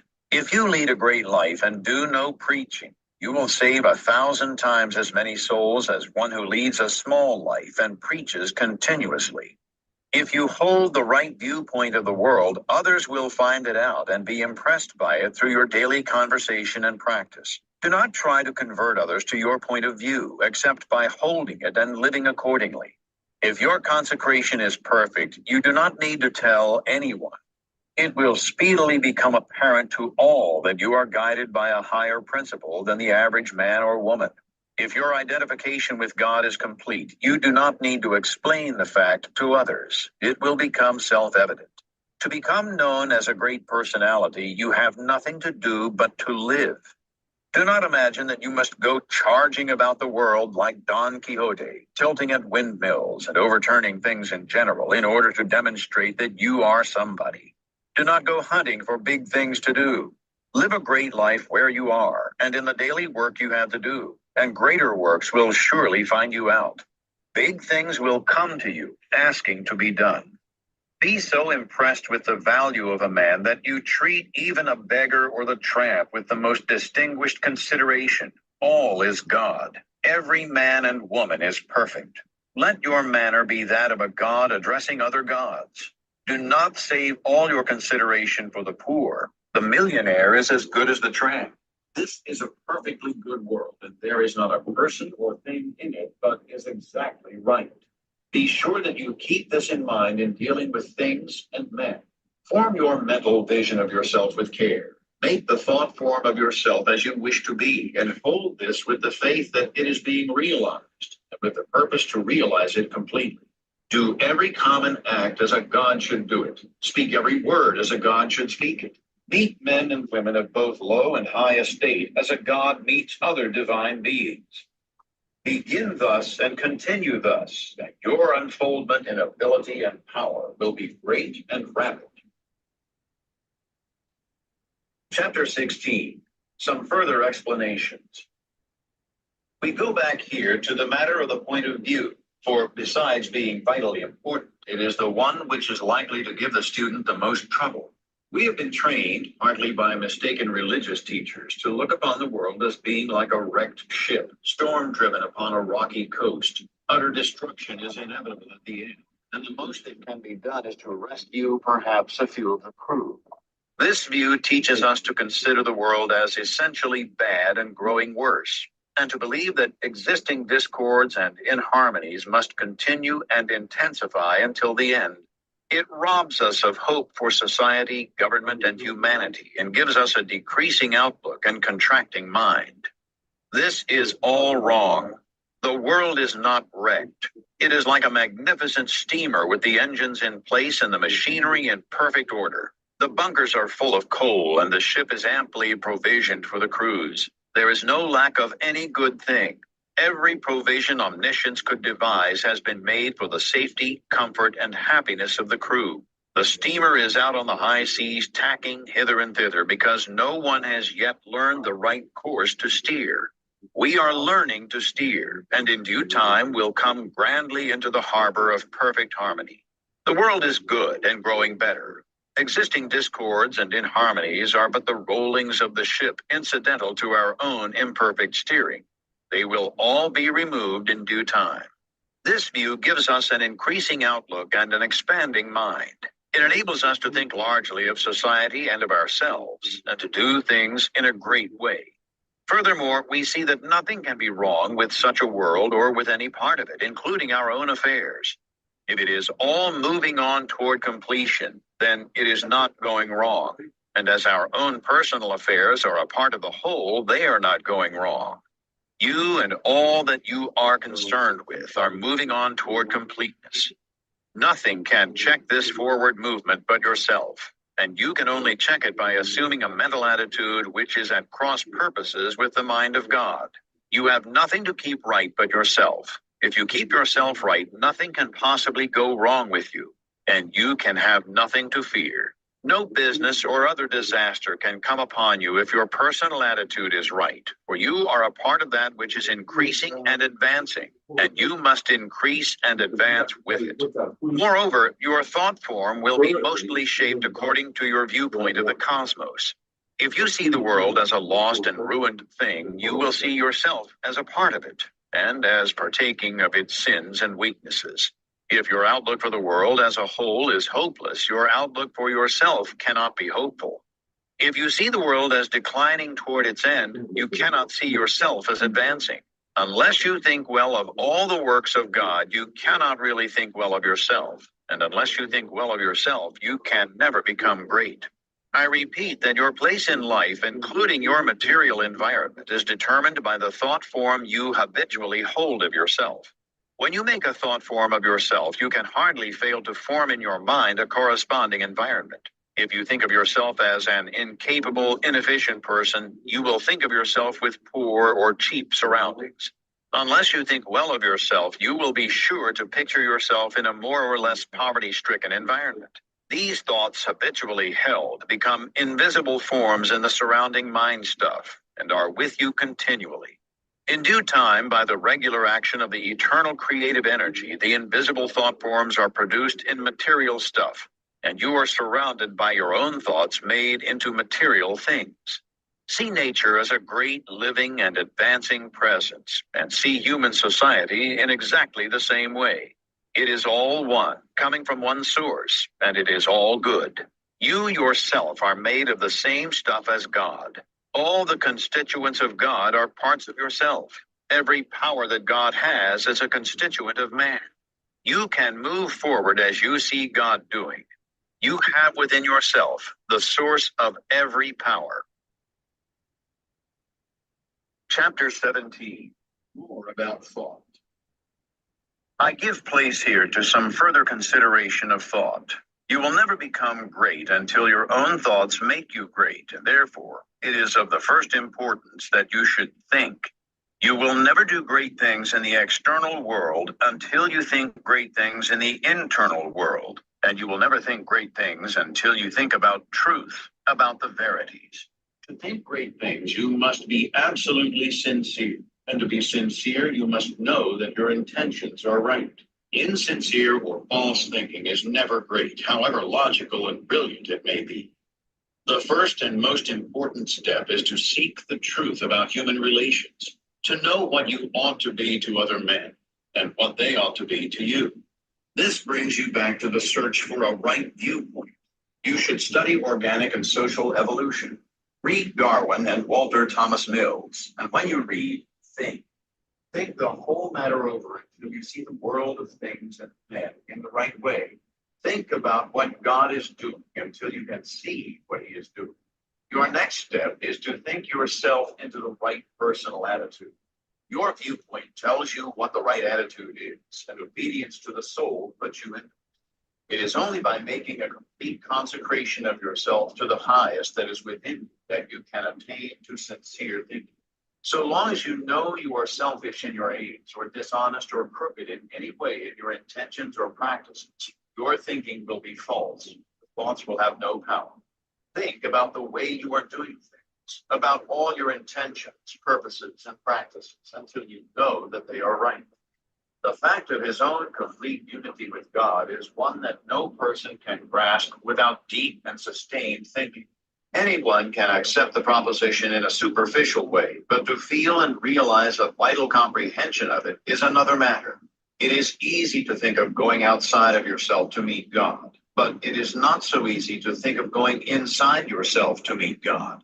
But God is there, and in the holy of holies of your own soul, you may meet him face to face. It is a tremendous thing, this fact that all you need is already within you. That you do not have to consider how to get the power to do what you want to do, or to make yourself what you want to be.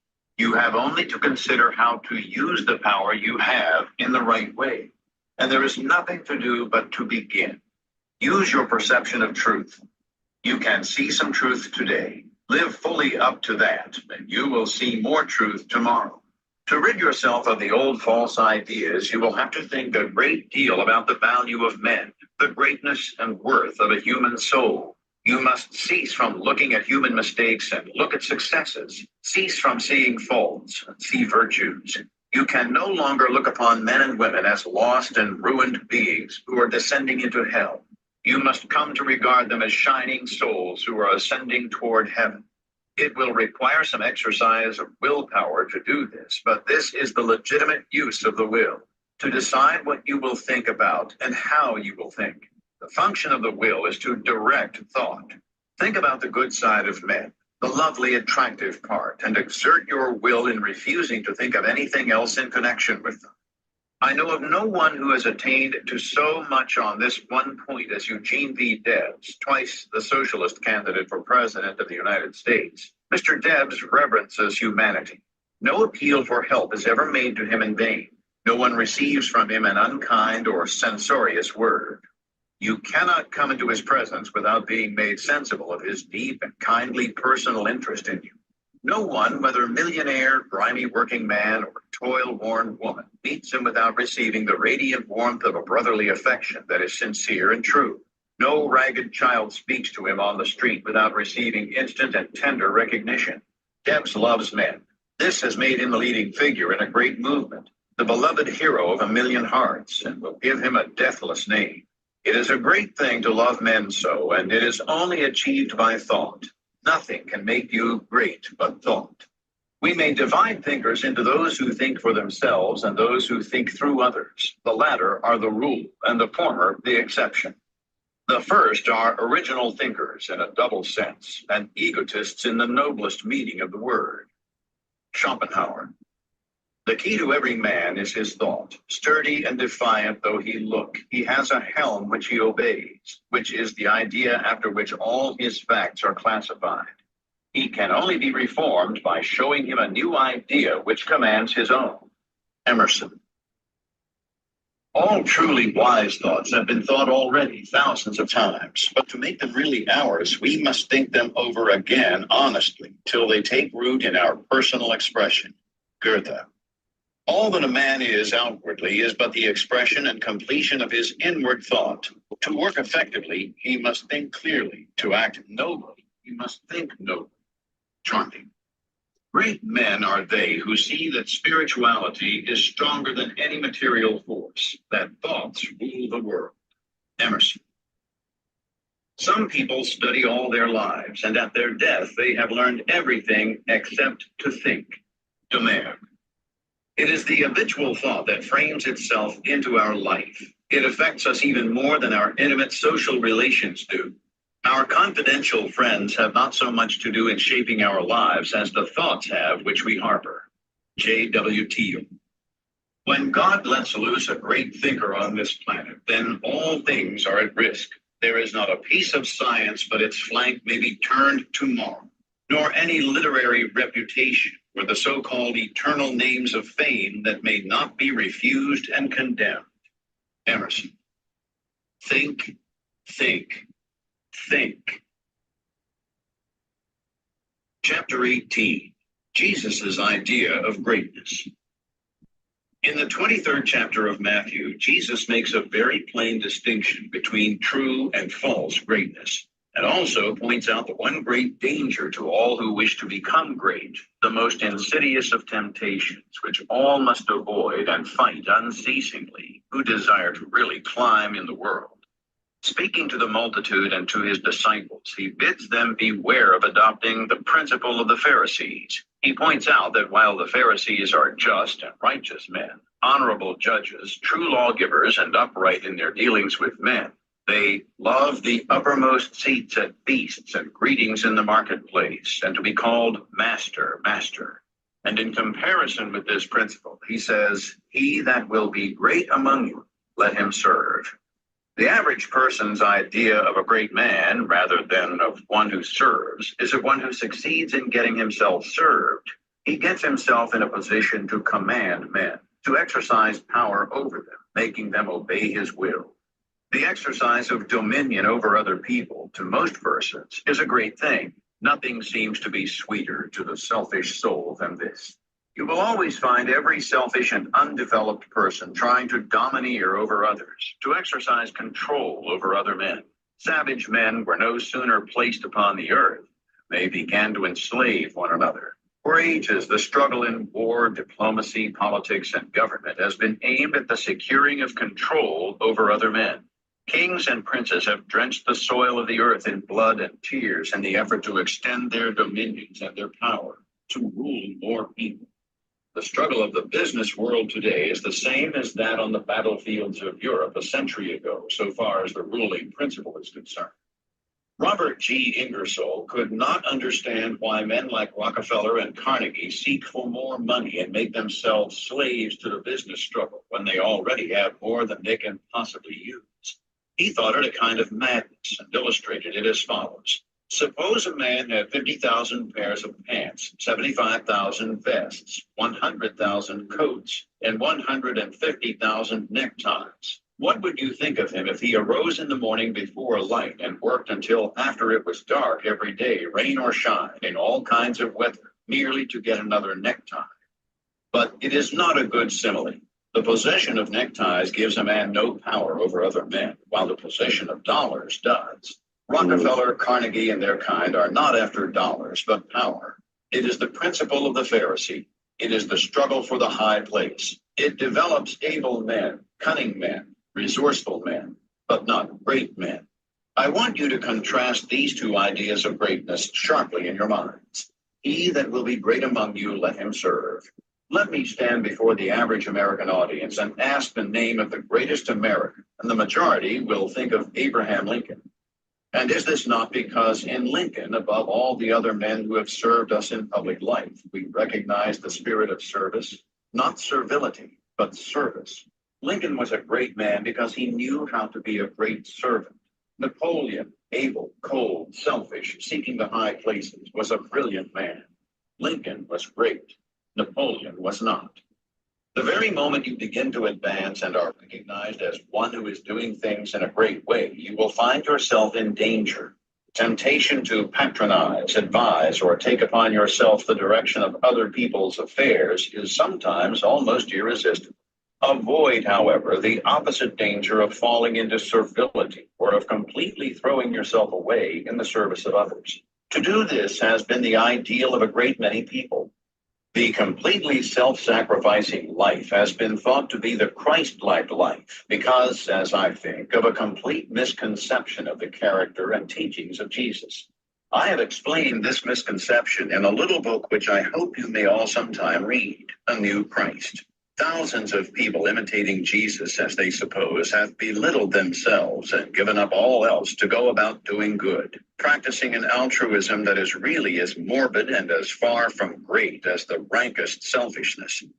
The finer instincts which respond to the cry of trouble or distress are not by any means all of you. They are not necessarily the best part of you.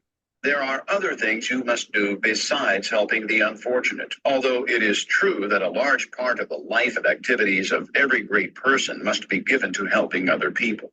As you begin to advance, they will come to you. Do not turn them away, but do not make the fatal error of supposing that the life of complete self-abnegation is the way of greatness. To make another point here, let me refer to the fact that Swedenborg's classification of fundamental motives is exactly the same as that of Jesus. He divides all men into two groups, those who live in pure love and those who live in what he calls the love of ruling for the love of self. It will be seen that this is exactly the same as the lust for place and power of the Pharisees. Swedenborg saw this selfish love of power as the cause of all sin. It was the only evil desire of the human heart from which all other evil desires sprang. Over against this, he places pure love. He does not say love of God or love of man, but merely love. Nearly all religionists make more of love and service to God than they do of love and service to man. But it is a fact that love to God is not sufficient to save a man from the lust for power. For some of the most ardent lovers of the deity have been the worst of tyrants. Lovers of God are often tyrants. Lovers of men are often meddlesome and officious. Chapter 19, A View of Evolution. But how shall we avoid throwing ourselves into altruistic work if we are surrounded by poverty, ignorance, suffering, and every appearance of misery, as very many people are? Those who live where the withered hand of want is thrust upon them from every side appealingly for aid must find it hard to refrain from continuous giving. Again, there are social and other irregularities, injustices done to the weak, which fire generous souls with an almost irresistible desire to set things right. We want to start a crusade. We feel that the wrongs will never be righted until we give ourselves wholly to the task. In all this, we must fall back upon the point of view. We must remember that this is not a bad world, but a good world in the process of becoming. Beyond all doubt, there was a time when there was no life upon this earth. The testimony of geology to the fact that the globe was once a ball of burning gas and molten rock, clothed about with boiling vapors, is indisputable. And we do not know how life could have existed under such conditions. That seems impossible. Geology tells us that later on a crust formed. The globe cooled and hardened. The vapors condensed and became mist, fell in rain. The cooled surface crumbled into soil. Moisture accumulated. Ponds and seas were gathered together. And at last, somewhere in the water or on the land appeared something that was alive. It is reasonable to suppose that this first life was in single-celled organisms, but behind these cells was the insistent urge of spirit, the great one life seeking expression. And soon organisms having too much life to express themselves with one cell had two cells, and then many, and still more life was poured into them.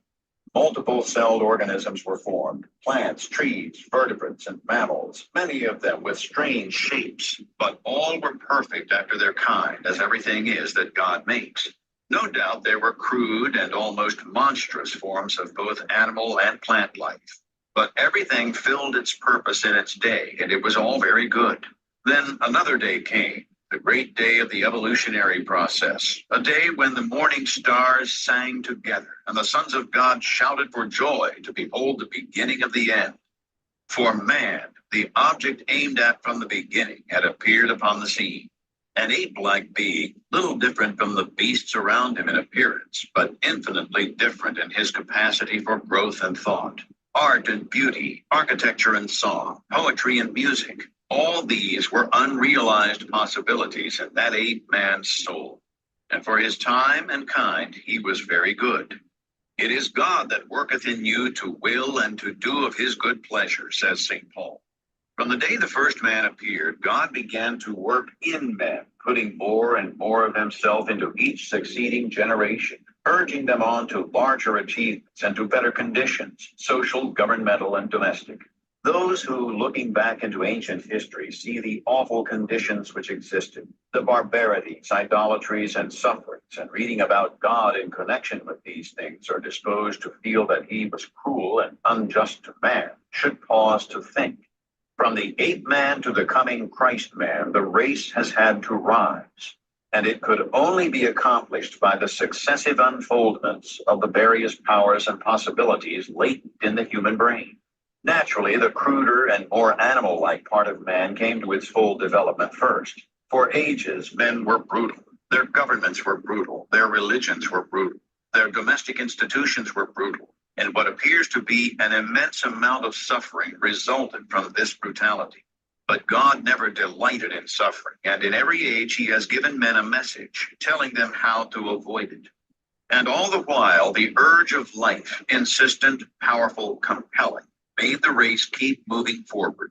A little less brutality in each age, and a little more spirituality in each age. And God kept on working in man. In every age, there have been some individuals who were in advance of the mass and who heard and understood God better than their fellows. Upon these, the inspiring hand of spirit was laid, and they were compelled to become interpreters. These were the prophets and seers, sometimes the priests and kings, and oftener still, they were martyrs driven to the stake, the block, or the cross. It is to these who have heard God, spoken his word, and demonstrated his truth in their lives that all progress is really due. Again, considering for a moment the presence of what is called evil in the world, we see that that which appears to us to be evil is only undeveloped, and that the undeveloped is perfectly good in its own stage and place, because all things are necessary to man's complete unfoldment. All things in human life are the work of God. The graft rings in our cities, the red light districts and their unfortunate inmates, these he consciously and voluntarily produced. Their part in the plan of unfoldment must be played. And when their part has been played, he will sweep them off the stage as he did the strange and poisonous monsters which filled the swamps of the past age. In concluding this vision of evolution, we might ask why it was all done. What is it for? This question should be easy for the thoughtful mind to answer. God desired to express himself, to live in form, and not only that, but to live in a form through which he could express himself on the highest moral and spiritual plane. God wanted to evolve a form in which he could live as a God and manifest himself as a God. This was the aim of the evolutionary force. The ages of warfare, bloodshed, suffering, injustice, and cruelty were tempered in many ways with love and justice as time advanced. And this was developing the brain of man to a point where it should be capable of giving full expression to the love and justice of God. The end is not yet. God aims not at the perfection of a few choice specimens for exhibition, like the large berries at the top of the box, but at the glorification of the race. The time will come when the kingdom of God shall be established on earth, the time foreseen by the dreamer of the Isle of Patmos, when there shall be no more crying, neither shall there be any more pain, for the former things are all passed away, and there shall be no night there. Chapter 20, Serving God. I have brought you thus far through the two preceding chapters with a view to finally settling the question of duty. This is one that puzzles and perplexes very many people who are earnest and sincere, and gives them a great deal of difficulty in its solution. When they start out to make something of themselves and to practice the science of being great, they find themselves necessarily compelled to rearrange many of their relationships. There are friends who perhaps must be alienated. There are relatives who misunderstand and who feel that they are in some way being slighted. The really great man is often considered selfish by a large circle of people who are connected with him, and who feel that he might bestow upon them more benefits than he does. The question at the outset is it my duty to make the most of myself regardless of everything else? Or shall I wait until I can do so without any friction or without causing loss to anyone? This is the question of duty to self versus duty to others. One's duty to the world has been thoroughly discussed in the preceding pages, and I give some consideration now to the idea of duty to God.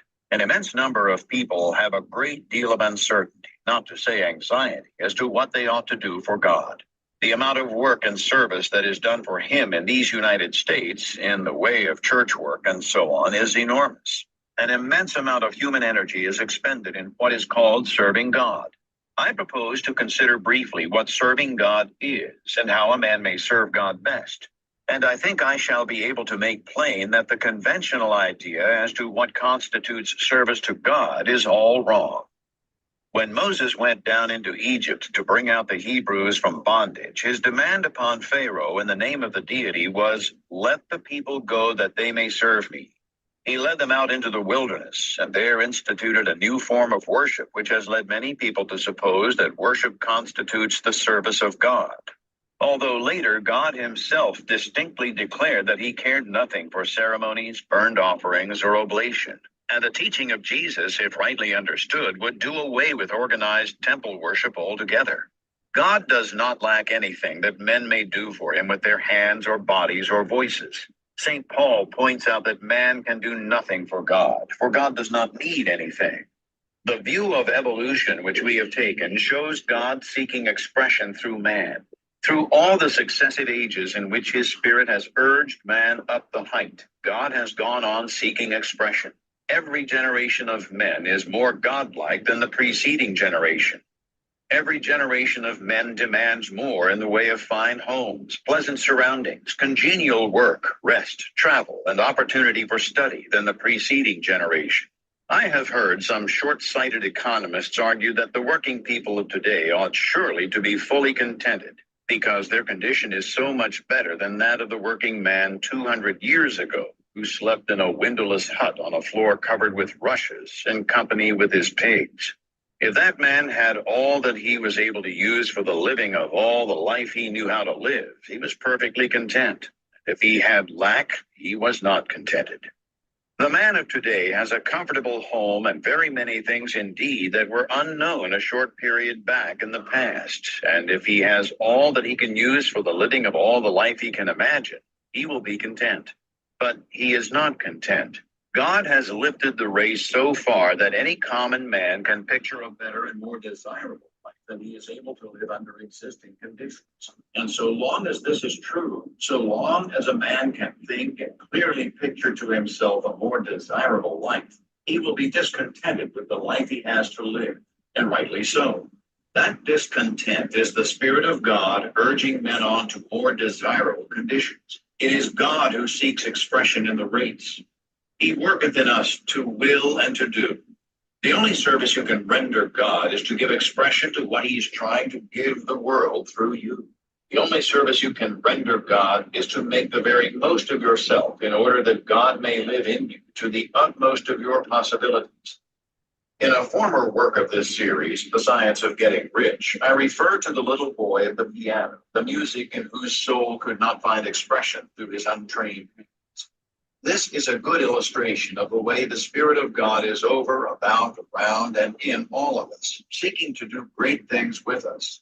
So soon as we will train our hands and feet, our minds, brains, and bodies to do his service. Your first duty to God, to yourself, and to the world is to make yourself as great a personality in every way as you possibly can. And that, it seems to me, disposes of the question of duty. There are one or two other things which might be disposed of in closing this chapter. I have written of opportunity in a preceding chapter. I have said in a general way that it is within the power of every man to become great, just as in the science of getting rich, I declared that it is within the power of every man to become rich. But these sweeping generalizations need qualifying.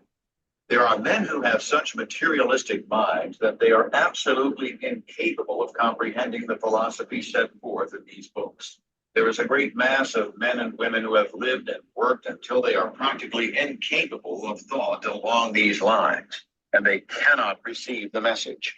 Something may be done for them by demonstration, that is, by living the life before them. But that is the only way they can be aroused. The world needs demonstration more than it needs teaching. For this mass of people, our duty is to become as great in personality as possible in order that they may see and desire to do likewise.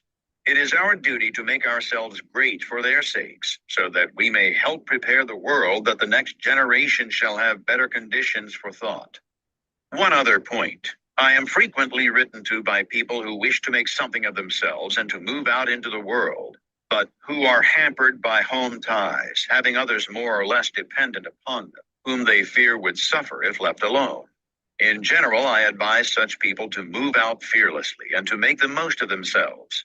If there is a loss at home, it will be only temporary and apparent, for in a little while, if you follow the leading of spirit, you will be able to take better care of your dependents than you have ever done before. Chapter 21. A mental exercise. The purpose of mental exercises must not be misunderstood. There is no virtue in charms or formulated strings of words. There is no shortcut to development by repeating prayers or incantations. A mental exercise is an exercise not in repeating words, but in the thinking of certain thoughts. The phrases that we repeatedly hear become convictions, as Goethe says, and the thoughts that we repeatedly think become habitual and make us what we are. The purpose in taking a mental exercise is that you may think certain thoughts repeatedly until you form a habit of thinking them. Then they will be your thoughts all the time. Taken in the right way and with an understanding of their purpose, mental exercises are of great value.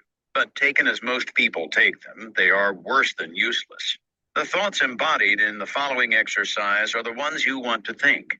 You should take the exercise once or twice daily, but you should think the thoughts continuously.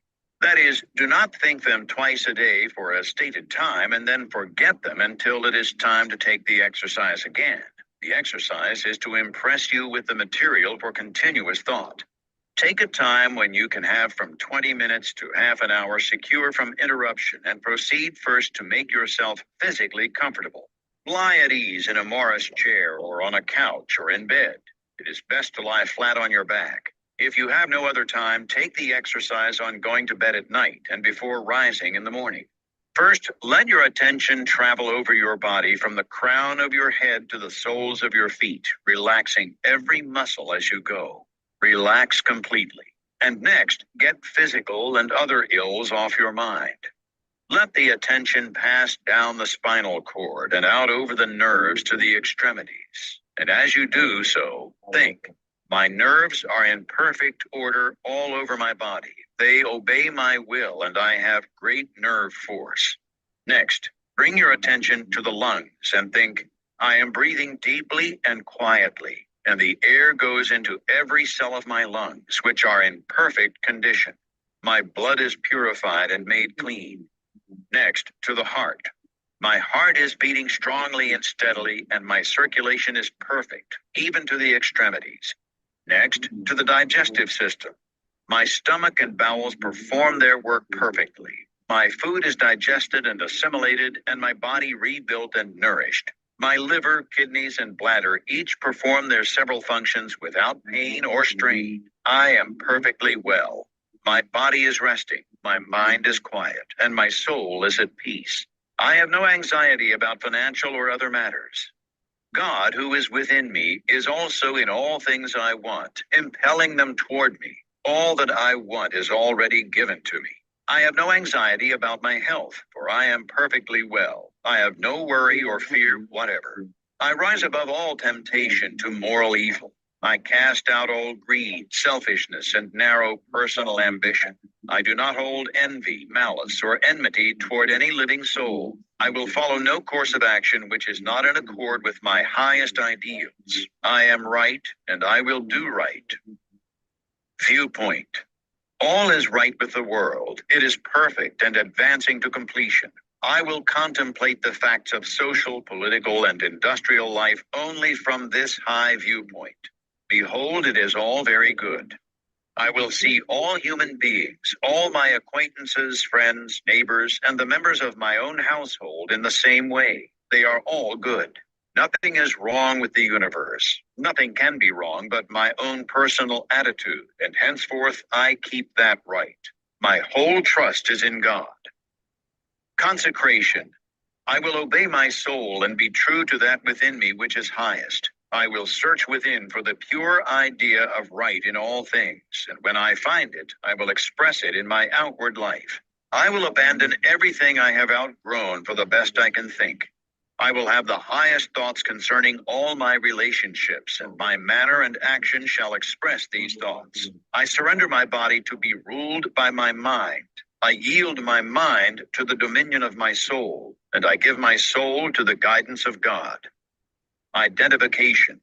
There is but one substance and source, and of that I am made, and with it I am one. It is my Father. I proceeded forth and came from it. My Father and I are one, and my Father is greater than I, and I do his will. I surrender myself to conscious unity with pure spirit. There is but one, and that one is everywhere. I am one with the eternal consciousness. Idealization. Form a mental picture of yourself as you want to be, and at the greatest height your imagination can picture. Dwell upon this for some little time, holding the thought, this is what I really am. It is a picture of my own soul. I am this now in soul, and I am becoming this in outward manifestation. Realization. I appropriate to myself the power to become what I want to be and to do what I want to do. I exercise creative energy. All the power there is mine. I will arise and go forth with power and perfect confidence. I will do mighty works in the strength of the Lord my God. I will trust and not fear, for God is with me. Chapter 22. A summary of the science of being great. All men are made of the one intelligent substance, and therefore all contain the same essential powers and possibilities. Greatness is equally inherent in all, and may be manifested by all. Every person may become great. Every constituent of God is a constituent of man. Man may overcome both heredity and circumstances by exercising the inherent creative power of the soul. If he is to become great, the soul must act and must rule the mind and the body. Man's knowledge is limited, and he falls into error through ignorance. To avoid this, he must connect his soul with universal spirit. Universal spirit is the intelligent substance from which all things come. It is in and through all things. All things are known to this universal mind, and man can so unite himself with it as to enter into all knowledge. To do this, man must cast out of himself everything which separates him from God. He must will to live the divine life, and he must rise above all moral temptations. He must forsake every course of action that is not in accord with his highest ideals. He must see that nature, society, government, and industry are perfect in their present stage and advancing toward completion, and that all men and women everywhere are good and perfect. He must know that all is right with the world and unite with God for the completion of the perfect work. It is only as man sees God as the great advancing presence in all and good in all that he can rise to real greatness. He must consecrate himself to the service of the highest that is within himself, obeying the voice of the soul. There is an inner light in every man which continuously impels him toward the highest, and he must be guided by this light if he would become great. He must recognize the fact that he is one with the Father and consciously affirm this unity for himself and for all others. He must know himself to be a God among gods and act accordingly. He must have absolute faith in his own perceptions of truth and begin at home to act upon these perceptions. As he sees the true and right course in small things, he must take that course. He must cease to act unthinkingly and begin to think, and he must be sincere in his thought. He must form a mental conception of himself at the highest and hold this conception until it is his habitual thought form of himself. This thought form he must keep continuously in view. He must outwardly realize and express that thought form in his actions. He must do everything that he does in a great way. In dealing with his family, his neighbors, acquaintances, and friends, he must make every act an expression of his ideal. The man who reaches the right viewpoint and makes full consecration, and who fully idealizes himself as great, and who makes every act, however trivial, an expression of the ideal, has already attained to greatness. Everything he does will be done in a great way. He will make himself known and will be recognized as a personality of power. He will receive knowledge by inspiration and will know all that he needs to know. He will receive all the material wealth he forms in his thoughts and will not lack for any good thing. He will be given ability to deal with any combination of circumstances which may arise, and his growth and progress will be continuous and rapid. Great works will seek him out, and all men will delight to do him honor. Because of its peculiar value to the student of the science of being great, I close this book by giving a portion of Emerson's essay on the Oversoul. This great essay is fundamental, showing the foundation principles of monism and the science of greatness. I recommend the student to study it most carefully in connection with this book. What is the universal sense of want and ignorance but the fine innuendo by which the great soul makes its enormous claim? Why do men feel that the natural history of man has never been written, but always he is leaving behind what you have said of him, and it becomes old, and books of metaphysics worthless? The philosophy of 6,000 years has not searched the chambers and magazines of the soul. In its experiments, there has always remained, in the last analysis, a residuum it could not resolve. Man is a stream whose source is hidden. Always our being is descending into us from we know not whence. The most exact calculator has no prescience that somewhat incalculable may not balk the very next moment. I am constrained every moment to acknowledge a higher origin for events than the will I call mine. As with events, so it is with thoughts. When I watch that flowing river, which out of regions I see not, pours for a season its streams into me, I see that I am a pensioner, not a cause, but a surprised spectator. What you looking at, Will? That I desire and look up and put myself in. Yeah. Say that one more time for me, Ronald. No, I was asking what was you looking at over there? Oh no, I was just literally like, I'm thinking it's going to go up because you got divergence on the 8100. So I'm thinking it's going to probably make a move to the upside. So that's all. We can go back to queuing it up, Q. Okay, it's about to end actually. And I got a few other things we want to listen to.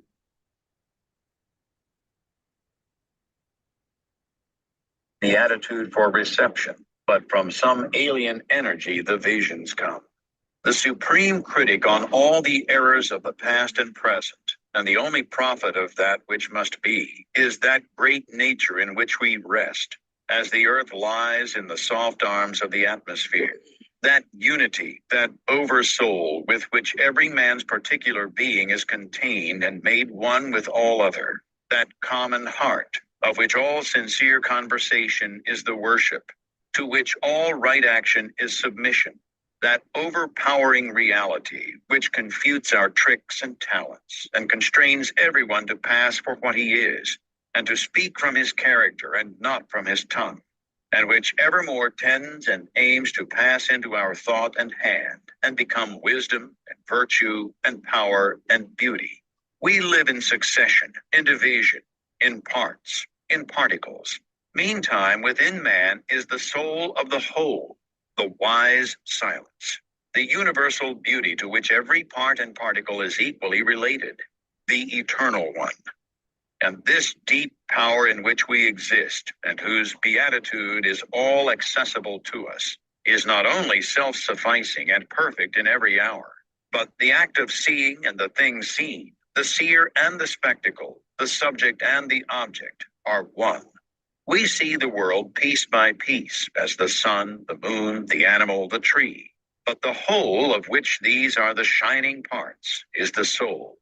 It is only by the vision of that wisdom that the horoscope of the ages can be read. And it is only by falling back on our better thoughts, by yielding to the spirit of prophecy, which is innate in every man, that we know what it saith. Every man's words who speaks from that life must sound vain to those who do not dwell in the same thought on their own part. I dare not speak for it. My words do not carry its august sense. They fall short and cold. Only itself can inspire whom it will, and behold, their speech shall be lyrical and sweet, and universal as the rising of the wind. Yet I desire, even by profane words, if sacred I may not use, to indicate the heaven of this deity, and to report what hints I have collected of the transcendent simplicity and energy of the highest law. If we consider what happens in conversation, in reveries, in remorse, in times of So passion, what you think, Will? Would we want to try to catch any of this going up? see ourselves in masquerade, in guises.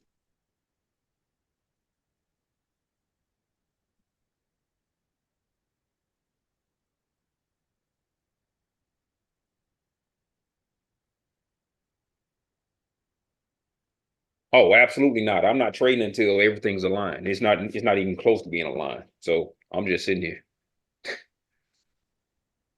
Gotcha.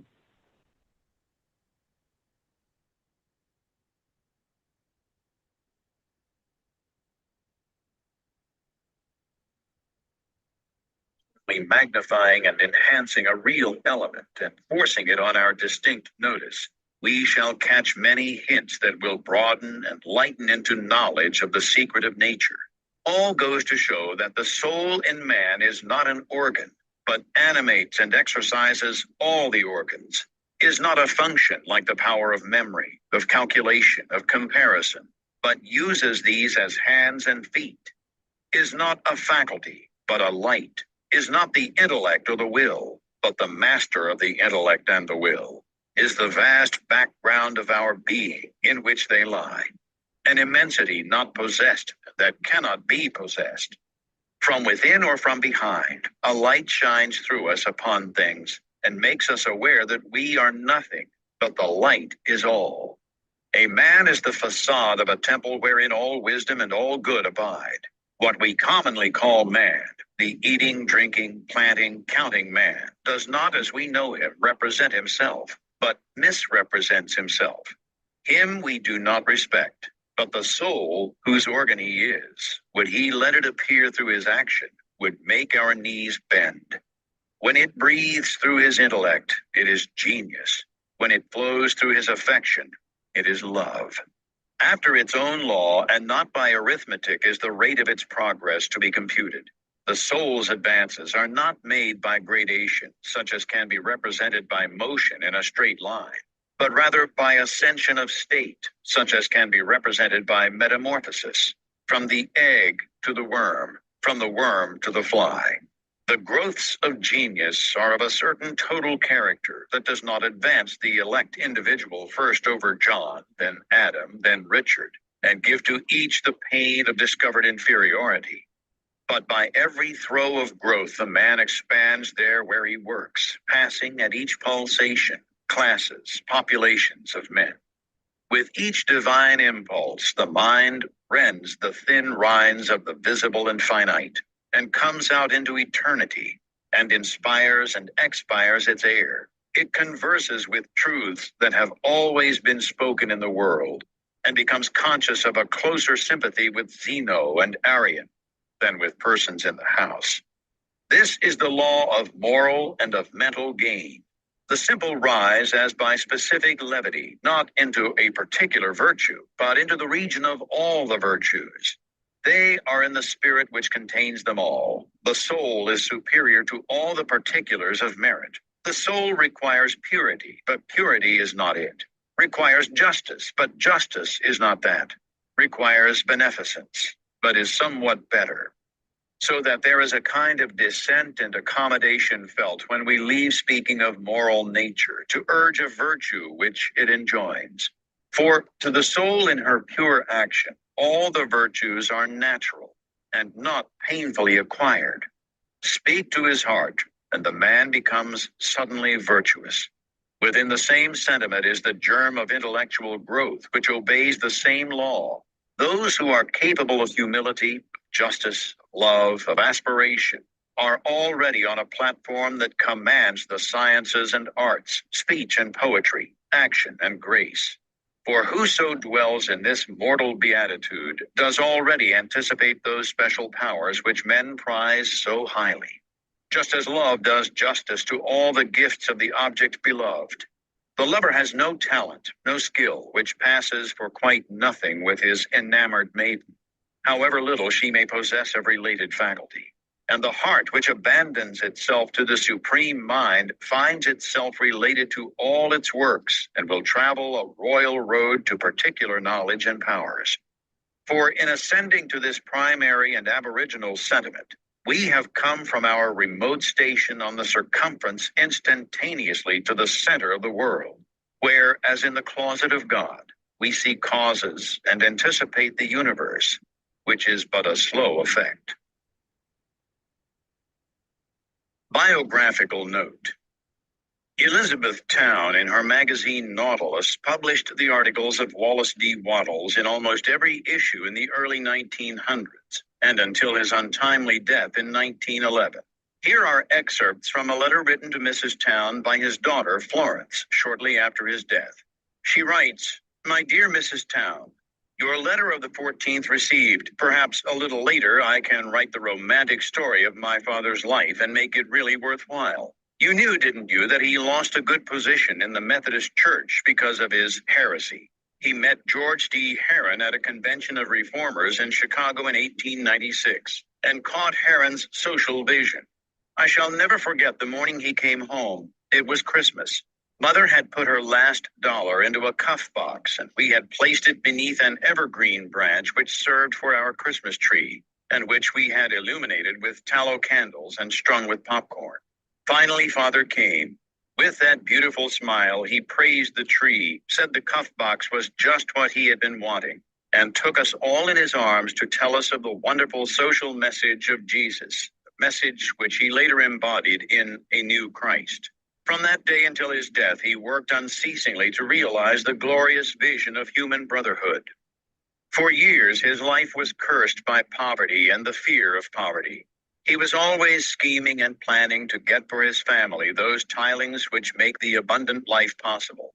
In the first chapter of How to Be a Genius, he says, man's greatest happiness is found in the bestowal of benefits on those he loves. The supreme faith of the man never left him. Never for a moment did he lose confidence in the power of the master intelligence to right every wrong, and to give to every man and woman his or her share of the good things of life. When we came to Elwood, Indiana 3 years ago, Father began a Sunday night lectureship in Indianapolis. This was our only source of income. Later, he began to write for Nautilus and to work out his own philosophy. He wrote almost constantly. Then it was that he formed his mental picture. He saw himself as a successful writer, a personality of power, an advancing man, and he began to work toward the realization of this vision. He lived every page of How to Be a Genius. In the last 3 years, he made lots of money and had good health except for his extreme frailty. I have written this hurriedly, but I think it will give you an idea of the life struggle of a great man, his failure and success. His life was truly the powerful life, and surely we can say, at least in Elwood, the name of him who loved his fellow men led all the rest. With all good wishes, I am very sincerely, Florence A. Wattles. We hope you enjoyed listening to The Science of Being Great by Wallace D. Wattles, presented by Thinking Stuff. If you would like a free copy of The Science of Being Great in ebook format, please visit thinkingstuff.net. While you're there, you'll also discover many other time-honored ebooks and audiobooks available for download. This audiobook is copyright 2017 by Thinking Stuff LLC. All rights reserved. The end.